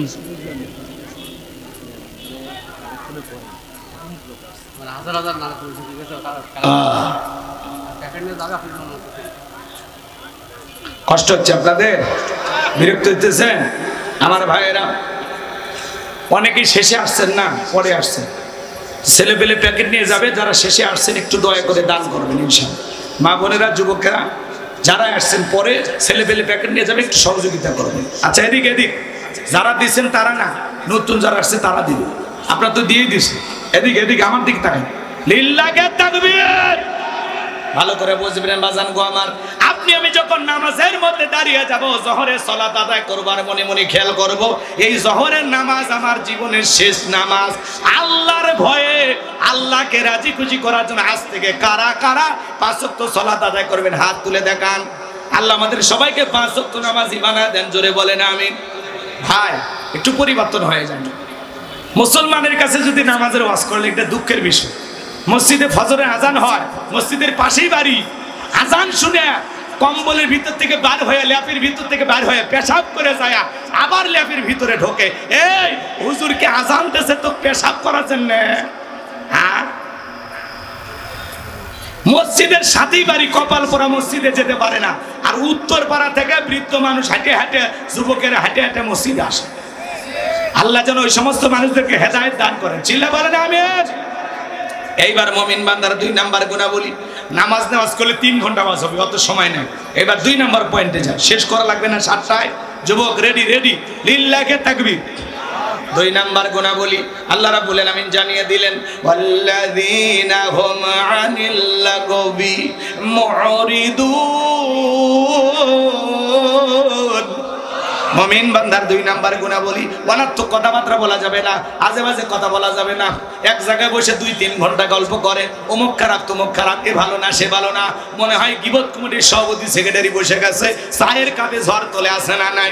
আরে ভাই, মানুষের সমালোচনা করে কি লাভ? নিজের সমালোচনা করেন, নিজের জীবনে তো তুলুটিতে ভরা, হাজার হাজার অপরাধ নিজেই তো করেছি, নিজের গুনাহের টেনশনে ঘুমাইতে পারি না, মানুষকে নিয়ে সমালোচনা করার সুযোগ আছে। ওয়াকুন্না নাখুদু মাল খাইদিন, যারা সমালোচনাকারী এরা যাবে সাকর নামক জাহান্নামে। অমুক খারাপ তমুক খারাপ, মসজিদের ইমামের সাথে নামাজ পড়ে, আবার বাইরে বের হয়ে ইমামের বিরুদ্ধে সমালোচনা করে, বক্তার দাওয়াত দিয়ে সে ওয়াজ শোনে, আবার বক্তার বিরুদ্ধে সমালোচনা করে। এরা কি মানুষ হবি ভাই? এরা জীবনে মানুষ হবি না। কথা কি বোঝা গেল? ভালোবাসলে মন থেকে বাসবেন, কথা কয় না। সমালোচনা করা যাবে, যারা সমালোচনাকারী এরা যাবে জাহান্নামে। আগে 5-10 জন মহিলা এক জায়গায় হলে গীবত পরনিন্দা সকলখড়ি হইতো, এখন 4-5 জন পুরুষ এক জায়গায় হলেও গীবত পরনিন্দা সকলখড়ি চালু হয়। কথা কয়। মৃত ভাইয়ের গোশত খাওয়ার সমান হলো গীবত। খবরদার গীবত করবেন না, আল্লাহ যেন হেদায়েত দান করেন, জোরে বলুন আমিন। তাহলে মুমিন বান্দা জবান দিয়ে যা খুশি তাই বলা যাবে না। জবানের প্রত্যেকটা কথা রেকর্ড করতেছেন কে? মায়াল ফিজু মিন কাউলিন ইল্লা লাদাইহি রাকিবুন আতীদ। বান্দা এমন কোন কথা বলে না যে কথা রেকর্ড করার জন্য আমার ফেরেশতারা নাই। আপনার জবানের প্রত্যেকটা কথার হিসাব একদিন আল্লাহর কাছে দেওয়া লাগবে। এজন্য জবান দিয়ে যা খুশি তাই বলা যাবে না। চুপ থাকলে আপনি নাজাত পাবেন, মাংস মাথা নাজাত। চুপ থাকলে কি পাবেন? নাজাত পাবেন। তাহলে আজ থেকে অতিরিক্ত কথা বলা থেকে বিরত থাকবো ইনশাআল্লাহ। এদিক খেয়াল করেন, মুমিন বান্দার 2 নম্বরে গুণাবলী, অনার্থক কাজ করা যাবে না। মুমিনের টাকা হলে মুমিন সিনেমা হল বানাবে না, যাত্রা গানের আয়োজন করবে না, গানের কনসার্ট দেবে না, মদের বার দিবে না। মুমিনের টাকা হলে মুমিন মসজিদ বানাবে, মাদ্রাসা বানাবে, ঈদগাহ মাঠ বানাবে, কবরস্থান বানাবে। ভালো ভালো কাজে মুমিনের অর্থ ব্যয় হবে। কথা বলেন ঠিক কিনা? মুমিন বান্দার 2 নম্বর গুণাবলী, হে যুবক, এই কান দিয়ে গান শোনা যাবে না। কানের ভিতরে ইয়ারফোন লাগায় গান শোনো। রূপবানের আছে কমর দোলাইয়া, আল্লাহর ফেরেশতারা কবরে এনে পিটাবে ঝোলাইয়া ঝোলাইয়া। সিরাজগঞ্জের এক যুবক রেল লাইন পার হয়ে যায়, কানের ভিতরে ইয়ারফোন লাগাইয়া টেনে এসে ধাক্কা মেরে 3 টুকরা করে ধুয়ে গেছে। মরার পরেও কানের ভিতরে ইয়ারফোন লাগানো ছিল। এখন কবরে যা, ফেরেশতারা তোর জায়গা মতো বাদ্যযন্ত্র বাজাবে। কথা বলেন ঠিক কিনা? যুবক রে, এই কান আল্লাহ গান শোনার জন্য দেয় নাই। হক্কানি উলামা ইকরামদের কথা শুনতে হবে, নসিহত শুনতে হবে, ভালো ভালো কথা শ্রবণ করতে হবে, কোরআন তেলাওয়াত শ্রবণ করতে হবে, ইসলামী সঙ্গীত শ্রবণ করতে হবে। কথা বলেন ঠিক কিনা? তাহলে মুমিন বান্দা জবান দিয়ে সেটা বলবে যেটা বললে সব হয়, সেই কাজ চালু করবে। মুমিনের টাকা হলে ভাস্কর্য বানাবে না। 4,500 কোটি টাকার খরচ করে বাপের নামে ভাস্কর্য বানাইছে। কি লাভ করছেন? 5 আগস্টে মানুষ ভাস্কর্যের মাথায় উঠে পেশাব করছে। কথা কর না কে? যেই দেশের মানুষ খাইতে পারে না, রেল স্টেশনে ঘুমায়, ঘর নাই বাড়ি নাই, কত যুবক বেকার। একটা নারী 500 টাকার বিনিময়ে দেহ বিক্রি কইরা পেটের ভাত জোগাড় করে।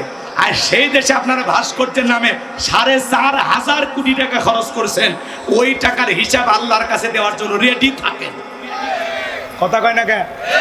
ওই টাকাতে যদি মসজিদ মাদ্রাসা বানাইতেন, বেকার যুবকদের কর্মস্থানের ব্যবস্থা করে দিতেন, অসহায় দুঃখ মানুষের পাশে দাঁড়াইতেন, ওই টাকাতে ঘর বাড়ি বানায় দিতেন, আপনার বাবার কবরে বিকাশ হয়ে সব পৌঁছাইতো।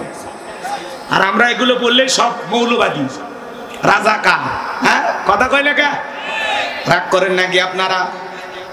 ভাস্কর্যের সংস্কৃতি এটা মুসলমানের সংস্কৃতি না, এটা ইহুদি মুশরিকদের কালচার। কথা কয়। মুসলমানের টাকা হলে মুসলমান ভালো কাজ চালু করবে। তাহলে এদিকে খেয়াল করেন, মন্দ কথা বলবো না, মন্দ কাজ করব না, মন্দটা শুনবো না। কথাকে বুঝতে পারতেছেন? আজ থেকে নিয়ত করব, যেটা বলবো এদিকে খেয়াল করেন, মুখ দিয়ে সেই কথা বলবো যে কথা বললে সব হয়, সেই কাজ চালু করবো যে কাজ চালু করলে সব হয়, সেইটা শ্রবণ করব যেটা শুনলে সব হয়। এক কথায় সওয়াব আছে যেখানে, জোরে বলেন বাজান, সওয়াব আছে যেখানে, আর গুনাহ আছে যেখানে। সকল গুনাহ থেকে আল্লাহ আমাদের বেঁচে থাকার তৌফিক দান করুন। গুনাহ করার আগে চিন্তা করবেন যে আমি যে জায়গায় দাঁড়িয়ে গুনাহ করতেছি, কেউ না দেখলে একজন দেখেন, তিনি কে? আল্লাহর ভয়ে গুনাহ করা ছেড়ে দেন। এইবার মুমিন বান্দার 3 নম্বরে গুনাহ বলি, যুবক রেডি হও। 3-এর পরিচয় 3 নাম্বার, ওয়াল্লাযীনা হুম লিয-যাকাতি ফাইলুন। মুমিন বান্দার 3 নাম্বার গুণাবলী, আল্লাহ যদি মুমিন বান্দাকে নিসাব পরিমাণে সম্পদ দান করে, মুমিন বান্দাকে আল্লাহ যদি ধনী বানায় দেয়, মুমিন বান্দা সক্রিয়ভাবে বছরে হিসাব করে করে কয় লাখ টাকার কয় হাজার টাকা যাকাত আসবে, কয় কোটি টাকার কয় লাখ টাকা যাকাত আসবে, মুমিন বান্দা হিসাব করে করে বছরে একবার যাকাত দেবে। কার ভয়ে? যাকাত দেওয়া নফল না ফরজ? নামাজ আদায় করা যেমন ফরজ, যাকাত প্রদান করা তেমনি ফরজ। কথা বলেন ঠিক কিনা? যাকাত আসছে দারিদ্রতা বিমোচন করার জন্য, যাকাত আসছে অভাব মুক্ত সমাজ রাষ্ট্র দেশ গড়ার জন্য, যাকাত আসছে রাস্তার এবারে 10 তলা এইবারে গাছতলা তার ব্যবধানকে দূর করার জন্য, যাকাত আসছে রাস্তাঘাটে পড়ে থাকা অসহায় মানুষের মুখে হাসি ফুটায়া তাদের অধিকার প্রতিষ্ঠিত করার জন্য। আল্লাহু আকবার। শোনেন, বাংলাদেশের অর্থনীতি যাকাত ভিত্তিক না সুদ ভিত্তিক? সুদ ভিত্তিক অর্থনীতি হালাল না হারাম? এই হারাম অর্থনীতি দিয়ে কঠিন কালে বাংলাদেশকে কোন নেতা দারিদ্র মুক্ত করতে পারবে না। খালি মাথা পিছু এত হয়, ওই ঘোড়ার ডিমায় দেখে লাভ আছে? কথা বোঝেন না? বাংলাদেশকে যদি দারিদ্র মুক্ত করতে চান, যাকাত ভিত্তিক অর্থনীতি চালু করা লাগবে। যাকাত ভিত্তিক অর্থনীতি চালু করে একটা যাকাত মন্ত্রণালয় চালু করতে হবে। আর যাকাত মন্ত্রণালয়ের দায়িত্ব এদেশের বিজ্ঞ ইসলামিক স্কলার দ্বীনের দায়ী আলেমদের কাছে দেওয়া লাগবে। ওই গমসুর ডালসুর বিকাশের টাকা সর ওদেরকে দেওয়া যাবে না। ওরা পাইলে দেশের টাকা বিদেশে পাচার করবে। কথাটা ঠিক কিনা? 11 লক্ষ কোটি টাকা দুর্নীতি করে বিদেশে পাচার করেছে। 5-10 কোটি টাকা দামের গাড়িগুলো গ্যারেজে পড়েছে, এমপি মন্ত্রী নাই, সব পালাইছে। কথা বল না কেন? রাগ করে কি এসে রাগ করে? খারাপ লাগতেছে? শোনেন, যাকাত ভিত্তিক অর্থনীতি চালু করলে কি হবে জানেন? আলেমেরা এই দেশের সমস্ত ধনীদের তালিকা করবে। কি করবে? ধনী যাকাত দেয় না, যাকাত আদায় করা হবে। ইনি ধনী মানুষ, যাকাত আছে 1 কোটি টাকা, কোনো মতে 5-10 লাখ টাকা যাকাত দিয়ে নিজের 90 লাখ টাকা যাকাত নিজেই মেরে খায়। এ কথা কয় না? কথা কয় না? উনি ধনী মানুষ, যাকাত আছে 10 লাখ, কোনো মতে 2-3 লাখ টাকা দিয়ে নিজের 6 লাখ নিজেই মেরে খা। আর এদেশের ধনীরা পাইছে যাকাত মানে শাড়ি লুঙ্গি। কথা কয় না? এমন লুঙ্গি দেয় 200 টাকা দাম, লিটন লুঙ্গি পরে থাকলে আবার জান্নাত জাহান্নাম সব বোঝা যায়। এমন শাড়ি দেয় 300 টাকা দামের শাড়ি, ধুয়ে দিলে শাড়ি না মশারি খুঁজে পাওয়া যায় না। এই বড় লোক, এই শাড়ি তোর বউরে পরাবি, এই শাড়ি তোর মেয়েরে পরাবি। কথাটা ঠিক কিনা? যাকাত মানে শাড়ি লুঙ্গি না। হযরত ওমর ফারুক থেকে বলেন, যাকাতের অর্থ তোমরা এমন ভাবে দাও যাতে ওই ব্যক্তি যাকাতের জন্য আর কারো দুয়ারে হাত না পাতে। বলেন আল্লাহু আকবার। এই ছেলেটা বেকারে বসে আছে, যাকাতের 1-1.5 লাখ টাকা দিয়ে ওরে জিগোর কাছে বাজারে দোকান ধরায় দেয়। আল্লাহ চাইলে 5-7 বছর ব্যবসা বাণিজ্য করে ও নিজে ভবিষ্যতে যাকাত দেবে। কথা বলেন, কথা বলেন। ওই ছেলেটা বেকার বসে আছে, ওরে যাকাতের 1-1.5 লাখ টাকা দিয়ে অটো ভ্যান কিনে দেয়, রিক্সা কিনে দেয়, ওইটা চালায়া আর জীবিকা নির্ভর হবে। যাকাতের টাকা নির্যাচ্ছে একটা বিধবা মহিলা শাড়ি দিয়ে কিলাপ সিলাই মেশিন কিনে দেন, 2টা ছাগলের বাচ্চা কিনে দেন, 2টা গাভী গরু কিনে দেন, এগুলো লালন পালন করে ভাগ্যের চাকা ঘোরাবে। যাকাতের অর্থ দিয়ে মানুষের কর্মস্থানের ব্যবস্থা করে দিতে হবে। কথা বলেন। এই যে হিলফুল ফুজুল যুবকের একটা সংগঠন করেছে, তারা যদি দায়িত্ব নেয়, এই গ্রামের যারা ধনী আছে তাদের কাছে যে পরামর্শ করে, চাচা আপনাদের এই যাকাতের টাকাগুলো আমাদের কাছে দেন, আপনারা সাথে থাকবেন। আমরা কি করব? মনে করেন এই গ্রামে সমস্ত ধনীদের কাছ থেকে যাকাত কালেকশন হয়েছে 50 লাখ। এই গ্রামে 30 জন একেবারে অভাবগ্রস্ত দুস্থ ফকির মিসকিন, এদের তালিকা করেন, করে ওই 30 জনকে দিয়ে দেন। পরের বছর আবার 30 জন, পরের বছর আবার 30 জন, এইভাবে 5 বছর যদি 150 জন মানুষকে যাকাতের টাকা দিয়ে স্বাবলম্বী বানাইতে পারেন, 5 বছর পরে এই মহেশপাড়া গ্রামে একজন দরিদ্র মানুষ খুঁজে পাওয়া যাবে না। কথা বলে ঠিক কিনা? খালি রাষ্ট্র দায়িত্ব নেবে কবে, সেই ধান্দায় বসে থাকলে হবে? নিজেরাও দায়িত্ব নেন। কি কয়? পারবেন তো ইনশাআল্লাহ? আল্লাহ কবুল করেন। আর জোরে বলেন আমিন। 2 মিনিট আপনাদেরকে একটা ঘটনা বলে, ধনীরা যাকাত দেয় না, যাকাত আদায় করা হবে। ইনি ধনী, বলেন তো আপনার ব্যাংকে কত টাকা, বইয়ের অ্যাকাউন্টে কত, গোপন সিন্ধুকে কত, খাটের নিচে কত, সাদা কত, কালো কত? আপনার যাকাতের সে 2,75,72,500 টাকা। ধনী যাকাত দেবে না, যাকাত আদায় করা হবে। কথা বলে শুনে। আল্লাহ নবী মুসা আলাইহিস সালাম 2 মিনিট একটা ঘটনা বলে দিয়ে যায়। কারণকে যা বলে, কারণ তোরে যাকাত দিতে হবে। কারণ ডেকে বলে, আমি যাকাত দেব না। নবী মুসা ডেকে বলে, কারণ দে, যাকাত না দিলে যাকাত আদায় করা হবে। নবী মুসার রাগ কম না বেশি? যেই নবী রেগে গেলে মাথার টুপি ভেদ করে চুল খাড়া হয়। সুবহানাল্লাহ বলেন। মাথার টুপি ভেদ করে চুল কি হয়, খাড়া হয়। আজরাইলকে পর্যন্ত থাপ্পড় মারে, কিপ্তিকে একটা ঘুষি মেরে দুনিয়ার থেকে ডিলিট করে দেয়। আল্লাহু আকবার বলে। নবী মুসার চেহারার দিকে তাকাইয়া কারণ ডেকে বলে, পয়গাম্বার কত টাকা যাকাত দিতে হবে? নবী মুসা ডেকে বলে, শতকরা 2.5%। বলে ঠিক আছে আপনি যান, আমার একটু সময় দেন, হিসাব নিকাশ করে আমি আপনাকে জানায় দেব। এইবার কারণ হিসাব নিকাশে বৈশা গেল বাজান গো আমার। কারণ চিন্তা করলো এত সম্পদ আল্লাহ তাকে দিয়েছে, একটু হিসাব করে দেখি তো কত টাকা যাকাত আসে। এই কারণকে আল্লাহ এত সম্পদ দিয়েছিল বাজান, 70টা উট লাগতো চাবি বহন করতে। চাবি যদি এত হয় তালা কত, আর তালা যদি এত হয় সিন্ধুকে মাল কত, ছোট মাথায় ধরবে না। কারণ এবার হিসাব নিকাশ করে দেখেন কয়েক হাজার কর্মচারী দিয়া সারাদিন সারা রাত যদি যাকাতের টাকা দেওয়া হয়, এরপরে টাকা শেষ হবে না। এমনি তো কৃপন পায় স্যান্ডেল দেয় না, ক্ষয় যাবে বলে, গায়ে জামা পরে না ছিঁড়ে যাবে বলে, সেই কৃপন কি এত টাকা যাকাত দিতে পারে না। এইবার সে একটা প্ল্যান করলো, বাড়ির পাশে একটা মহিলা ছিল 2 নাম্বার, নাম হলো সবদা। এই সবদা নামের পতিতার কাছে যা বলে, সবদারে তোরে 2 বস্তা টাকা দিব, বিনিময়ে আমাকে একটা কাজ করে দিতে হবে। আল্লাহ নবী মুসা আলাইহিস সালাম ভরা মজলিসে দাঁড়ায়া, যেখানে আল্লাহর পথে মানুষকে আহ্বান করবে, ওই ভরা মজলিসে দাঁড়ায়া একবার শুধু বলবি, নবী মুসা দিনের বেলা ওয়াজ করে আর রাতের বেলা আমি সবদার সাথে রাত কাটাই, বাস এতটুকু কথা বললে যথেষ্ট, বাকি যা করার আমি করব। অ্যাডভান্স হিসাবে আজকে 1 বস্তা টাকা দিলাম, আর কালকে সাক্ষী দেওয়ার পরে আর 1 বস্তা টাকা দেব। সবদা রাজি হয়ে গেল। পরদিন সকালবেলা আল্লাহ নবী মুসা আলাইহিস সালাম হাজার হাজার জনতাকে আল্লাহর পথে আহ্বান করতেছেন, আল্লাহর পথে দাওয়াত দিতেছেন। ওই হাজার হাজার মানুষ নবী মুসা আলাইহিস সালামের আলোচনা শুনতেছেন। সবদা নামের সেই মহিলা মুসা নবীর আলোচনা শোনার পরে পাষাণ হৃদয় গইলা চোখ দিয়া পানি ঝরতেছে। বলেন সুবহানাল্লাহ। কারণ ইশারা দিয়ে বলে, সবদা তাড়াতাড়ি দাঁড়া। বলেন আর একটু শুনি, বলেন আর শুনতে দেওয়া যাবে না। 2 জন লোক পাঠায়া দিল, তাড়াতাড়ি সবদাকে দাঁড় করায় দাও। এইবার সবদাকে 2 জন 2 হাত ধরে ভরা মজলিসে দাঁড় করা দিল। যখন কারো নাম মেরে দাঁড়ায়, বলে মুসারে ওয়াজ বন্ধ কর। তাকায় দেখ 2 নাম্বার মহিলা দাঁড়াইছে।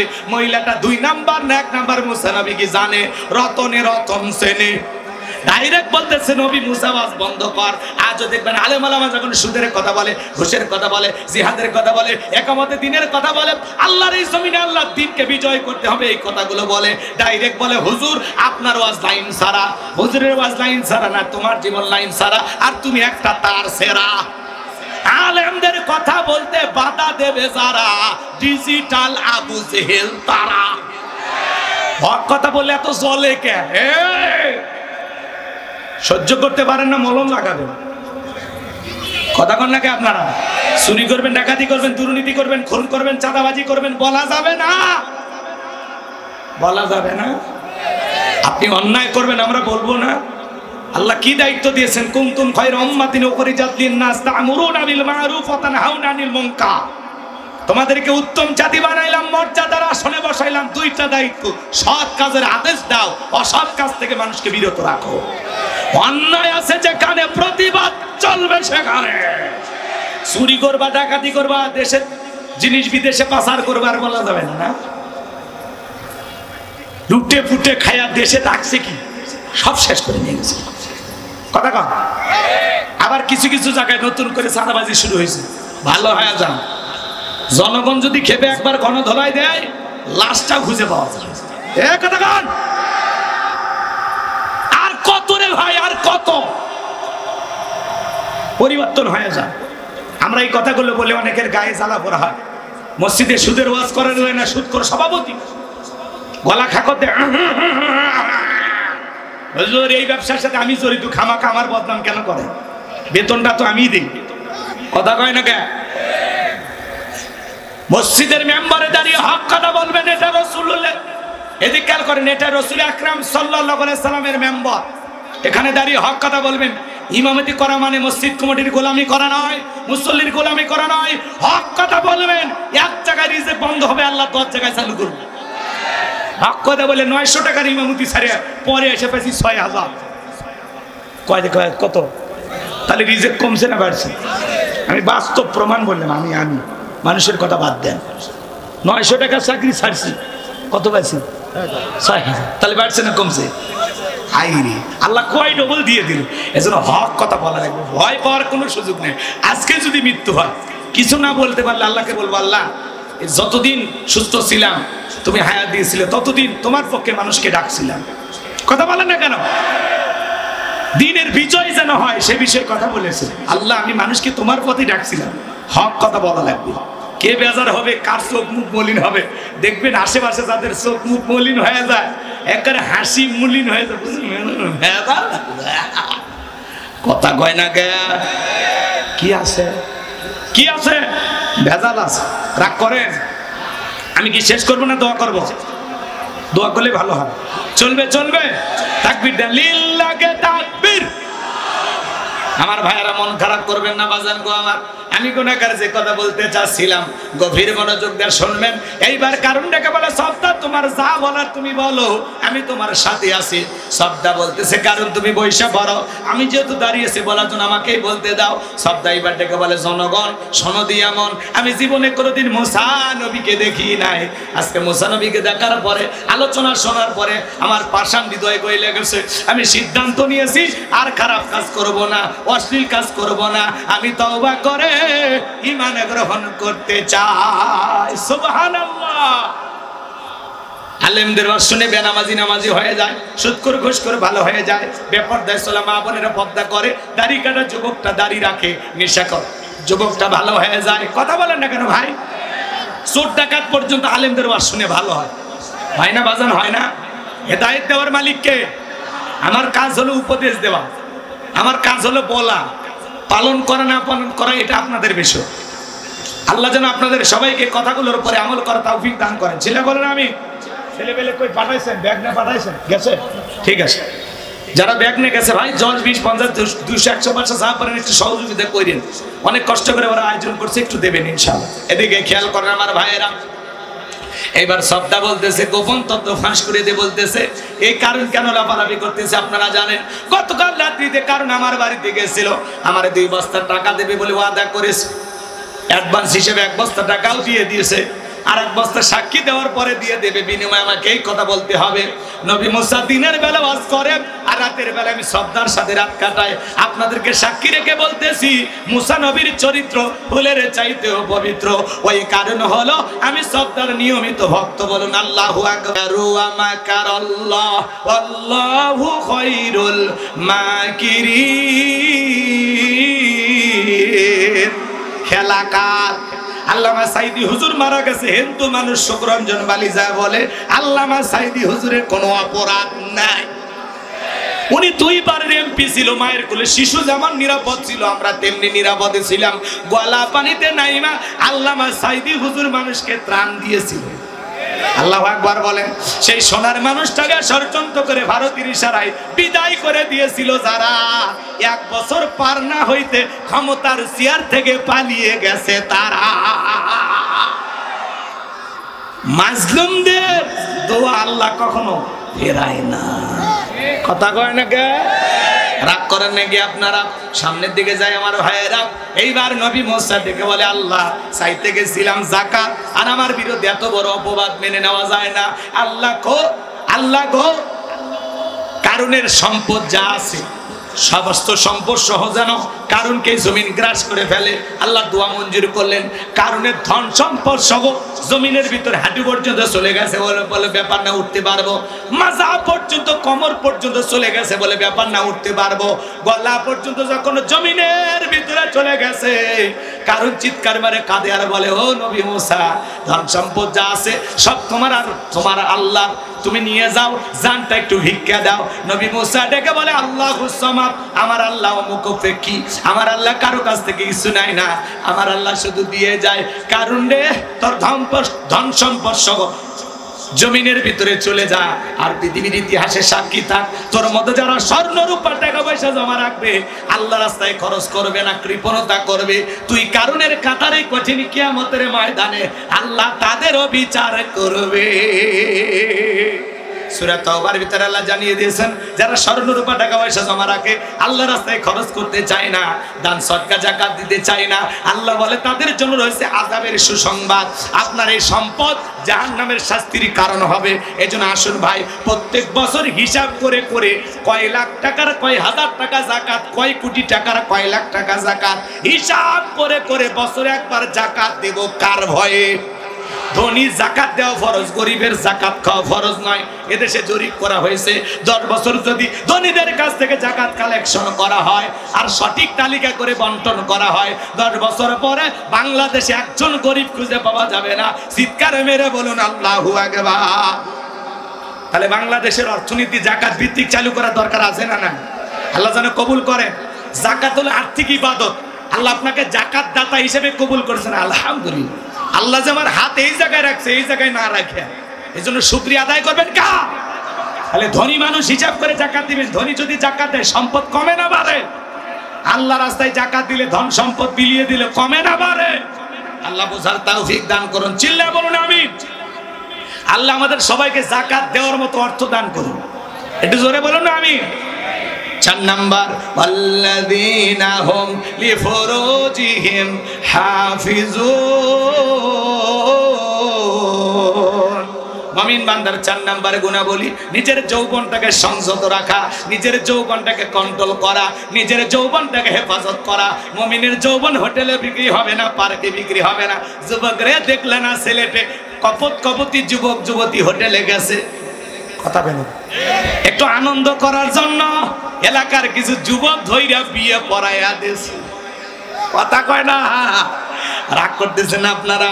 এজন্য যুবকরে খবরদার, খবরদার, মনে চাইলে গুনাহ করা যাবে না। আমরা যৌবনকালে গুনাহ করতে ভালোবাসি, আর যৌবনকালের ইবাদত পছন্দ করেন কে? আল্লাহ। শিশুকালের হিসাব নেবেন না, হিসাব নেবেন যৌবনকালের, যে যৌবনকালটা কোন কাজে ব্যয় করেছো। কথা কয় না হুজুর? কি কথা ঠিক আছে? শোনেন, বৃদ্ধ বয়সে লম্বা সময় রুকু সিজদা করা যায়? যায় না। লম্বা সময় রুকু থাকলে মনে হয় পড়ে যাব, বেশি সময় সিজদা থাকলে মানে দমটা আটকে আসবি। যে পৌষ মাসে শীত পড়ছে, মাঘ মাস এখন আইলা, কথা ভাই বোঝে না গো? আমার ভাষা বোঝে? কথা বুঝতে কি কষ্ট হয়? এই যে প্রচন্ড শীত, রাত 2টার দিকে যদি কোনো মুরব্বী বলেন, চাচা এই পুকুর থেকে একটু গোসল করেন তো, 2000 টাকা দেব। চাচা বলবে, ভাতিজা গোসল করে পুকুর থেকে ওঠার মতো শক্তি থাকবে তো? কিন্তু একটা যুবককে যদি বলেন, যুবক 2000 টাকা দেবো, কয় হুজুর কাপড় খুলছি, টাকা বের করেন। কারণ যুবকের একটা পাওয়ার আছে, স্পিরিট আছে, শরীরের একটা গরম আছে, কথা কয় না? এই জন্য যুবক বয়সে লম্বা সময় রুকু করা যায়, লম্বা সময় সিজদায় থাকা যায়। হে যুবক, ভালো করে বোঝার চেষ্টা করবা, যৌবনকালে ঠান্ডা পানি দিয়া ওযু বানানো যায়, কথা বলেন ঠিক কি না? এজন্য যুবক এখনো সময় ছেড়ে, যুবক তোমাদের পায়ে হাত দিয়ে অনুরোধ করে বলে যায়, যৌবনকালে আমরা ইবাদত করে কাটাবো কার? এই যৌবনকালটা আল্লাহর রাস্তায় কুরবানি করবো। এই যৌবনের সুন্দর সময়গুলো আল্লাহর ইবাদতে কাটাবো, কথা কয় না? হযরত আলী রাদিয়াল্লাহু তাআলা বলেন, তোমরা যৌবনের তাড়নায় গুনাহ করো, একদিন তোমাদের যৌবন থাকবে না, আমলনামায় গুনাহ ঠিকই লেখা থাকবে। যুবক তুমি কি মনে করো জঙ্গলকে প্রেম করার জন্য মঙ্গল? জঙ্গলে কেউ দেখে না, জঙ্গলে কেউ না দেখলে একজন দেখেন, তিনি কে? কার হাত ধরে ওই যে পার্কে বসে আছো, কথা কয় না কে? রাগ করেন? মুরব্বী চাচা আছেন, তারা মনে হয় ভাবতেছে, হুজুর আমরা মনে হয় বেঁচে গেলাম না। চাচা এরকম সোনালী দিনে আপনারও ছিল, ওই 22 বছর 25 বছর বয়সের কথা একটু চিন্তা করেন। ওই সময় কার হাত ধইরা ওই গদখালি ফুলের মালা কিনে গলায় ভরে দিছিলেন, মনে আছে সেই দিনের ইতিহাস? ও চাচা, সৈয়ালা নৌকা চড়ে কারে নিয়ে ঘুরছিলেন, ওই যে কাশফুলের ওই সাথে, ওই যে নদীর চরের ওই যে দিনের ঘটনা, ওই যে বাগান, কথা কয় না? ওই যে রাত 2টার দিকে শেফালি দরজায় যে গল্প করছিলেন, মনে আছে? সমস্ত কথাগুলো আপনার আমল নামে লিপিবদ্ধ করা আছে। এখনো সময় আছে নিজের পাপের কথাগুলো আল্লাহ তাআলার কাছে স্মরণ করে, এখনো সময় আছে তওবা করে ক্ষমা চাইতে হবে। কার কাছে? তওবা করে ফিরে আসতে হবে কার কাছে? হে যুবকে, খবরদার, যৌবনকালে গুনাহ করা যাবে না। হে যুবক, এই রঙের যৌবন একদিন জং ধরবে, কাঁচা দাড়ি একদিন সাদা হয়ে যাবে, টাইট চামড়া একদিন ঢিল হয়ে যাবে, কথা বলেন ঠিক কি না? ও তোমার গানা দিন ফু রাইয়া যাইবে, গানা দিন ফু রাইয়া যাইবে, যৌবনে লাগবে ভাটি, ওই যে দেখো ডাকিতেছে তোমায় কবরের মাটি, যেদিন সন্ধ্যার আগেই ডুবে রে বেলা, 1 মিনিটেই ভেঙ্গে যাবে তোমার রঙ্গেরই মেলা, যেদিন সন্ধ্যার আগেই ডুবে রে বেলা, এক নিমিষেই ভেঙ্গে যাবে তোমার রঙ্গেরই মেলা। কার দিবা তুমি জোরে ধমক, কার দিবা তুমি জোরে ধমক, কার মাথায় ভাঙবা লাঠি, ওই যে দেখো ডাকিতেছে তোমায় কবরের মাটি। খবর পেয়ে আসবে আত্মীয় স্বজন, তোমারই চার পাশে বৈশা সবাই করিবে কান্দন। সাজাইবে তোমায় মনের মতন, সাজাইবে তোমায় মনের মতন, কি সুন্দর পরিপাটি, ওই যে দেখো ডাকিতেছে তোমায় কবরের মাটি। গইরা মরো তুমি, ফিরা মরো তুমি মায়ারি পিছে, এত আশা ভালোবাসা সবই যে মিশে।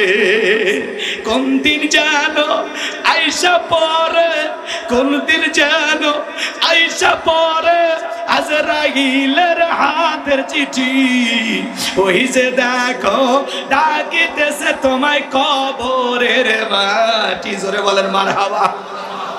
যুবক, এগুলো তোমাদের কাছে ভালো লাগে না? যদি পারো, আমার গাড়িতে লেখা একটা বই আছে, শেষ বিদায়। একটা মানুষকে কিভাবে বিদায় করতে হবে নবীজির তরিকায়। মৃত ব্যক্তিকে চুমা খাওয়া জায়েজ না হারাম? স্বামী স্ত্রী মারা গেলে মৃত স্বামী স্ত্রী একে অপরকে গোসল দিতে পারবে কিনা? মৃত স্বামী স্ত্রীকে চুমা খাওয়া যাবে কিনা? আত্মহত্যা করে মারা গেলে তার জানাজায় যাওয়া যাবে কিনা? জান্নাত জাহান্নাম সম্পর্কে, আখিরাত সম্পর্কে, কবরের সলজব সহ বিশেষ কিছু দোয়া সহ 2টা গজল সহ যদি পারেন আমার 76 পৃষ্ঠার বইটা আপনারা স্মৃতি হিসেবে নিয়ে যাবেন। বইটার নাম কি? শেষ বিদায়। কি বিদায়? শেষ বিদায়। আমার গাড়ির ড্রাইভারের কাছে গেলে আপনারা পাবেন, 50 টাকা হাদিয়া দিয়ে সংগ্রহ করবেন। যুবক, এগুলো তো তোমাদের ভালো লাগবে না। তোমরা পড়ো উপন্যাস, প্রেম কেন কাঁদায়, যৌবনের মৌবনে অভিশাপ্ত রাত মিলন হবে কতদিনে, তোর মরণের পরে। কথা কয় না? কথা কয় না? প্রত্যেকটা মুসলমানের ঘরে একটা সিরাত গ্রন্থ থাকার দরকার আছে না নাই?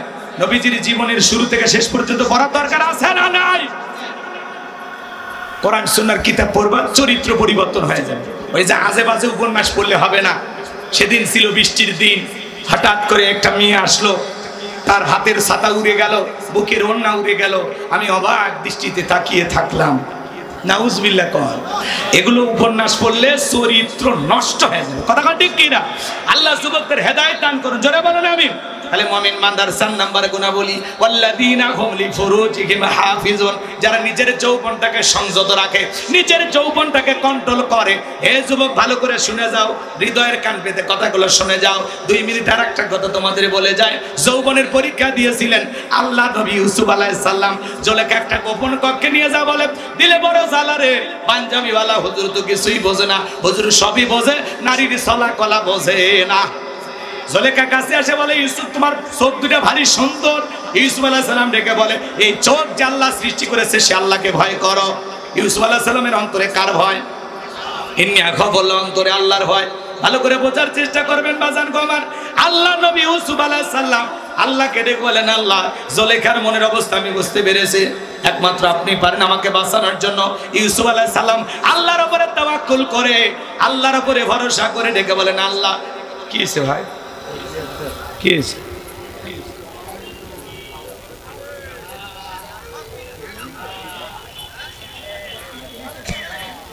খালি প্রশ্ন দিলে হবে, প্রশ্নের সাথে টাকা দেওয়া লাগবে। খালি খালি ডাক্তারের কাছে গেলে ভিজিট লাগে না তো কি ফ্রি ফ্রি শুনবেন? টাকা দেয়।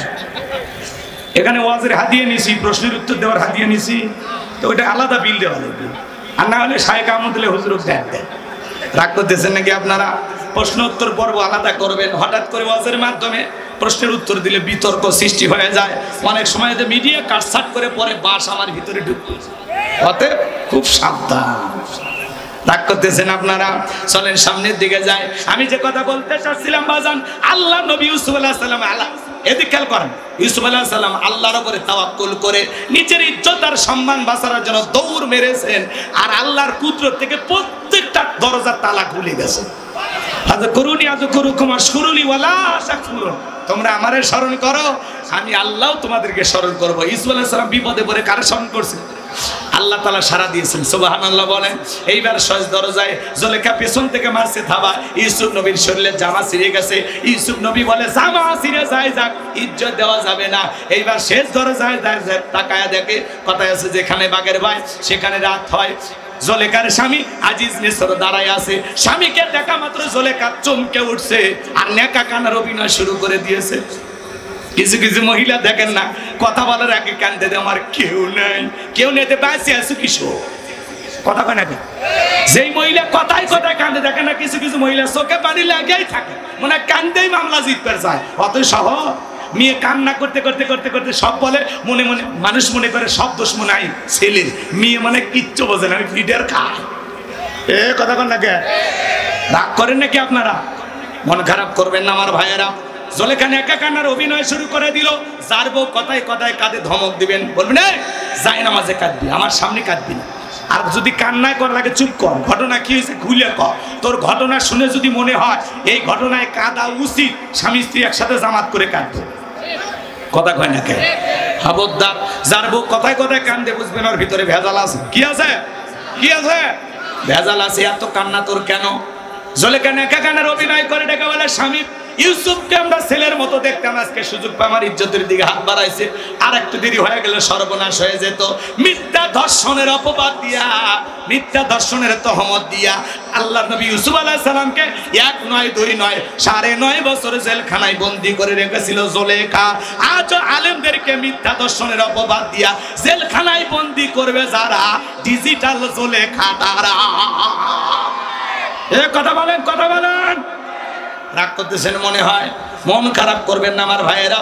সামনের দিকে যে আমি লম্বা করতে চাচ্ছি না, হে যুবক, যেন তোদের পা দুটা কাঁদে, তোদের পা ধরে আমি বলে যাই, শোনা ভাই, পুলিশে ধরলে বাঁচবি, র্যাবে ধরলে বাঁচবি, কিন্তু কোন নারীর ছলনার ফাঁদে মায়েরা জালে, রূপের জালে মিষ্টি কথার মায়ায় একবার যদি ফাঁসে যাও, ফান্দে পড়িয়া বোকা কান্দে রে, সারা জীবন কেঁদেও ওই কাল নাগিনীর বিষাক্ত সবল থেকে তোরা বাঁচতে পারবি না। ওরা ছেলেদের ভালোবাসে না, ওরা ছেলেদের মন নিয়ে ব্যবসা বাণিজ্য করে। যে যত দামি গিফট করে তারে তত বেশি ভালোবাসে। কথা কর। রাগ করতেছেন? কি মনে করছেন ওরা ভালো? আকাশের রং ধনুর মতো মুহূর্তের মধ্যে রং বদলায়। ও যে কারে ভালোবাসে ও নিজেও জানে না। কথা কয় না কেন? এক একটা মেয়ের বালিশের নিচে 8টা 10টা করে সিমকা BTCA লেখা অ্যাঙ্গেলে মারতেছে।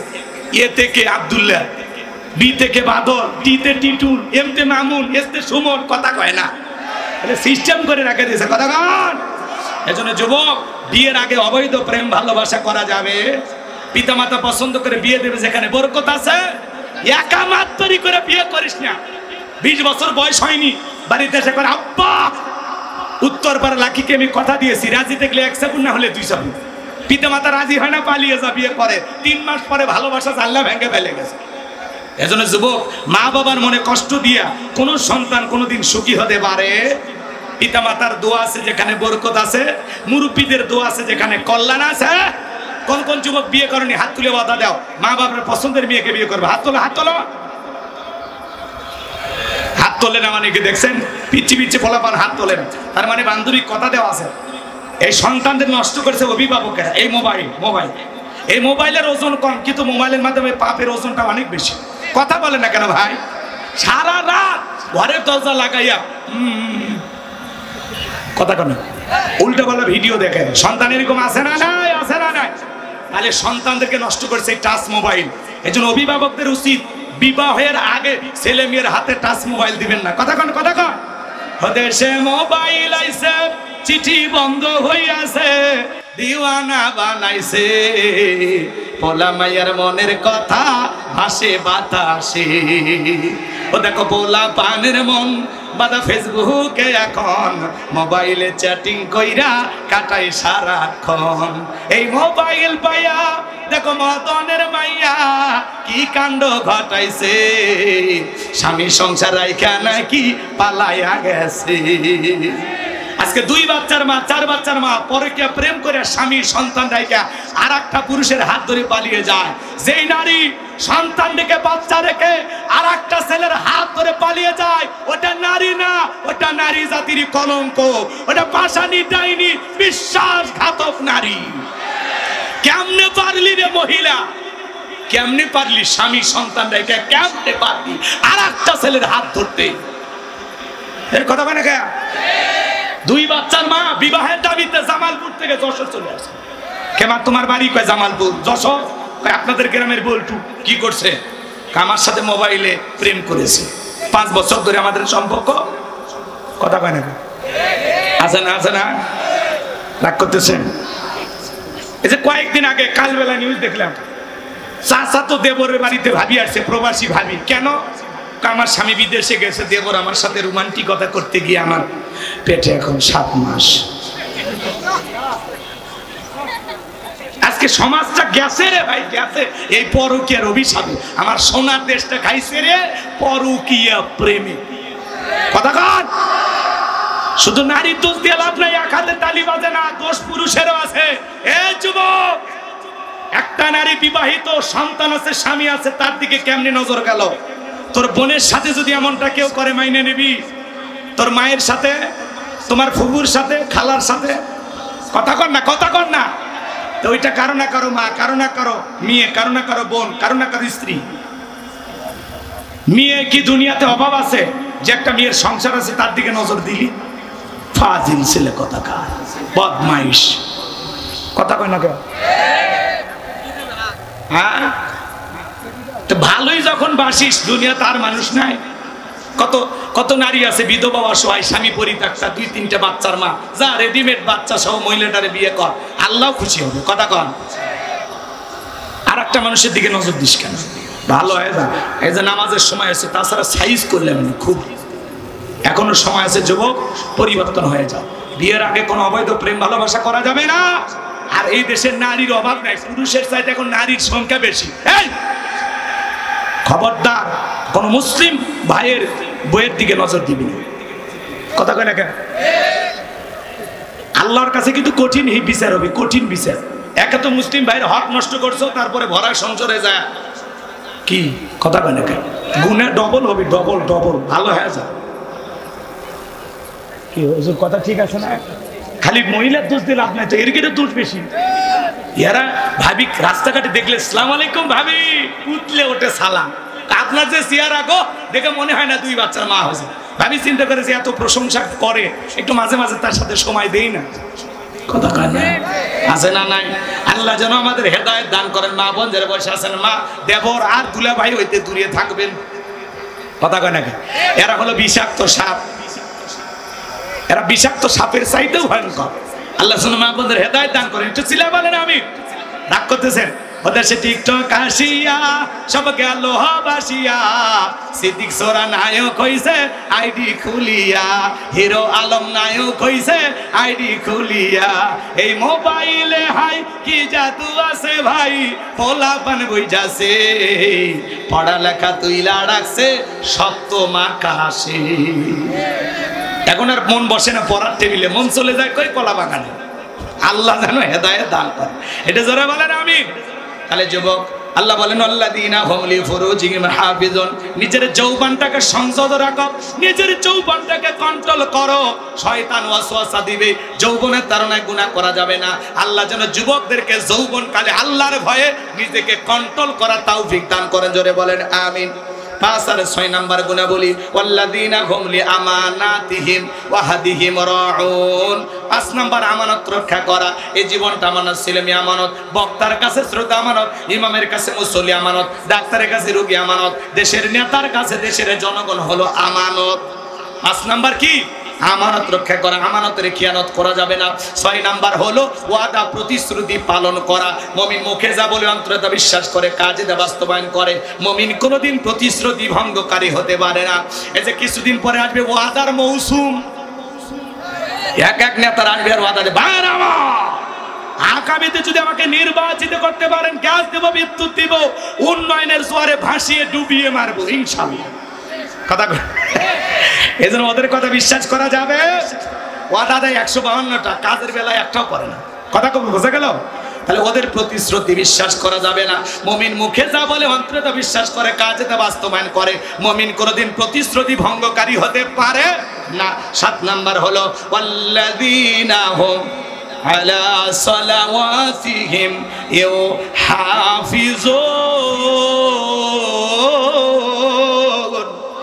7 নাম্বার হলো যত্ন সহকারে সালাত আদায় করা। যে ব্যক্তি আসর পরে মাগরিব পর্যন্ত মসজিদে মন টাঙানো থাকে, মাগরিব পরে এশা পর্যন্ত মসজিদে মন টাঙানো থাকে, আল্লাহর ভয়ে যত্ন সহকারে সালাত আদায় করে। শুধু একা নামাজ পড়বেন না, স্ত্রীকে নামাজি বানাবেন, ছেলে মেয়েদেরকেও নামাজি বানাবেন। একটা পরিবারের 6 জন সদস্য সবাই যদি নামাজ পড়ে, ভালো লাগে না, খারাপ লাগে। পৃথিবীর সফল বাবা তারা ছেলের হাত ধরে মসজিদে নিয়ে যাবে যারা। ছোট ছোট বাচ্চা মসজিদে গেলে ধমক দেবেন না, আরো খুশি হবেন। ছোট ছোট বাচ্চা মসজিদমুখী মানে আপনাদের ভবিষ্যৎ প্রজন্ম হবে নামাজি। ছোট ছোট বাচ্চা মসজিদে গেলে মসজিদ কমিটি দায়িত্ব নেবেন, বাচ্চাদেরকে চকলেট দেবেন। 40 দিন জামাতের সহিত যে বাচ্চারা নামাজ পড়বে, 40 দিন পরে ওদেরকে গিফট দেবেন, উৎসাহ দেবেন, অনুপ্রেরণা দেবেন। শুধু মসজিদের উন্নয়ন করবে, মাহফিল দিলে হবে না, ইমানের উন্নয়ন করবে, কাজ করা লাগবে, মুসল্লি কালেকশনের তরিকা খোঁজা লাগবে। কথা কয় না? তাহলে ছোট ছোট বাচ্চা মসজিদে গেলে ধমক দেবেন না। ওরা ওযু পারে না, দুষ্টমি করে, কাতারে ফাঁক দিয়ে লাফালাফি করে, দাড়ি টান দেয়, চুল মানে টুপি ধরে টান দেয়, এগুলো দুষ্টমি করবে। 7-8 বছর 10 বছর বয়স, এদের দুষ্টমি করারই বয়স। না করে কি আপনি 60 বছরের চাচা লাফালাফি করবেন, আর আপনি লাফ দিলে হাড্ডির জয়েন্ট খুঁজে পাওয়া যাবে? অতএব ভালো হয়ে যাবে। অতএব ছোট বাচ্চা গেলে ধমক দেওয়া যাবে, ওদেরকে আদর করে শিখাইতে হবে। আল্লাহ যেন বুঝ দান করে। জোরে বলুন আমিন। এই 7টা গুণাবলী যদি আমরা আমল করতে পারি, উলাইকা হুমুল ওয়ারিসুন আল্লাযীনা ইয়ারিসুনাল ফিরদাউস, আল্লাহ বলেন তারাই হবে উত্তরাধিকারী হবে জান্নাতুল ফিরদাউসের। সেখানে তারা চিরকাল বসবাস করবেন, আল্লাহ কোনোদিন জান্নাত থেকে বের করে দেবেন না। চিৎকার মেরে বলুন সুবহানাল্লাহ। এই 7টা গুণাবলী কারা কারা আমল করবেন হাত তুলে দেখেন। আমল করবেন তো ইনশাআল্লাহ? আলোচনার সারমর্ম এদিকে খেয়াল করেন, সার সংক্ষেপ কথা এদিকে। 1 নাম্বার বিনয়ের সহিত, নম্রতার সহিত আল্লাহর ভয়ে সালাত আদায় করা। 2 নাম্বার জবান দিয়ে যেটা বললে সব হয়, যেই কাজ করলে সব হয়, যেই জিনিসগুলো শুনলে সব হয়। এক কথায় সব আছে যেখানে আমরা আছি। অনার্থক কথা বলবো না, অনার্থক কাজ করবো না, অনার্থক জিনিস শুনবো না, ইনশাআল্লাহ। 3 নাম্বার আল্লাহ সম্পদ দিল, সক্রিয়ভাবে প্রত্যেক বছর হিসাব করে যাকাত দেব ইনশাআল্লাহ, একবার বছরে একবার। আর 4 নাম্বার নিজের যৌবনটাকে হেফাজত করব, কোনো পরকিয়া করব না, কোনো গুনাহ করব না, হালাল স্ত্রী ব্যতীত অন্য কোন নারীর কাছে যাব। এ কথা কয় না কা? কি রাগ করছে? তাহলে ভালোবাসা বিনিময় হবে হালাল স্ত্রীর সাথে। স্ত্রীকে ভালোবাসুন, সময় দেন, অন্য নারীর দিকে তাকায় লাভ নেই। নিজের ঘরে যেটা আছে এটারে ভালোবাসা, মনে থাকবে তো ইনশাআল্লাহ। 4 নাম্বার নিজের যৌবনটাকে হেফাজত করা। 5 নাম্বার আমানত রক্ষা করা। আপনার স্ত্রীও আমানত, ছেলে মেয়ে সব আমানত, জান মাল সম্পদ সময় টাকা সব আমানত। কথা কয় না? আর 6 নাম্বার ওয়াদা প্রতিশ্রুতি রক্ষা করা, যা বলবেন সে কথা রাখবেন। আর 7 নাম্বার যত্ন সহকারে সালাত আদায় করা। আল্লাহ 1 নাম্বার সালাত দিয়ে শুরু করলেন, 7 নাম্বার সালাত দিয়ে শেষ করলেন। তাহলে সালাতের গুরুত্ব সবচেয়ে কম না বেশি? তাহলে পড়বো তো ইনশাআল্লাহ। এই 7টা কোয়ালিটি, 7টা গুণ দিয়ে আমরা জীবন সাজাইতে পারলেই জান্নাতুল ফেরদাউস কনফার্ম ইনশাআল্লাহ। আল্লাহ কবুল করুন। আখিরি দাওয়ানা আনিল হামদুলিল্লাহি রাব্বিল আলামিন। যুবকদের পাশে থাকবেন, দান সদকা যা পারেন করবেন ইনশাআল্লাহ। আর যারা বই নেবেন, আমার গাড়ি ড্রাইভারের কাছে গেলে ইনশাআল্লাহ স্মৃতি হিসেবে 50 টাকা হাত দিয়ে বইটা সংগ্রহ করতে পারেন। বাবাজি দোয়া, বাবাজি দোয়া। সকলে দরুদ ইব্রাহিম পড়ুন। আল্লাহুম্মা সাল্লি আলা মুহাম্মাদ ওয়া আলা মুহাম্মাদ কামা সাল্লাইতা আলা ইব্রাহিম ওয়া আলা আলি ইব্রাহিম ইন্নাকা হামিদুম মাজিদ। আল্লাহুম্মা বারিক আলা মুহাম্মাদ ওয়া আলা আলি মুহাম্মাদ কামা বারাকতা আলা ইব্রাহিম ওয়া আলা আলি ইব্রাহিম ইন্নাকা হামিদুম মাজিদ। ভাই যাদের ওযু আছে দয়া করে তারা যাবেন না, এই জায়গায় একটা ছোট জামাত হবে ইনশাআল্লাহ। এই জায়গায় জামাত হবে। আর এদিক মাইকে না, মুখে একজন আজান দেওয়ার জন্য রেডি হোক, একটা ছেলে রেডি হোক, শুধু মুখে আজান দিবা। আর আপনারা কাদা সোজা করে দাঁড়া যাবেন, সংক্ষিপ্ত মুনাজাত। আল্লাহুম্মা আমিন। রব্বানা যালামনা আনফুসানা ওয়া ইল্লাম তাগফির লানা ওয়া তারহামনা লানাকুনান্না মিনাল খাসিরিন। আল্লাহ মহেশপাড়া হিলফুল ফজল যুব সংঘের আয়োজনকে কবুল করো।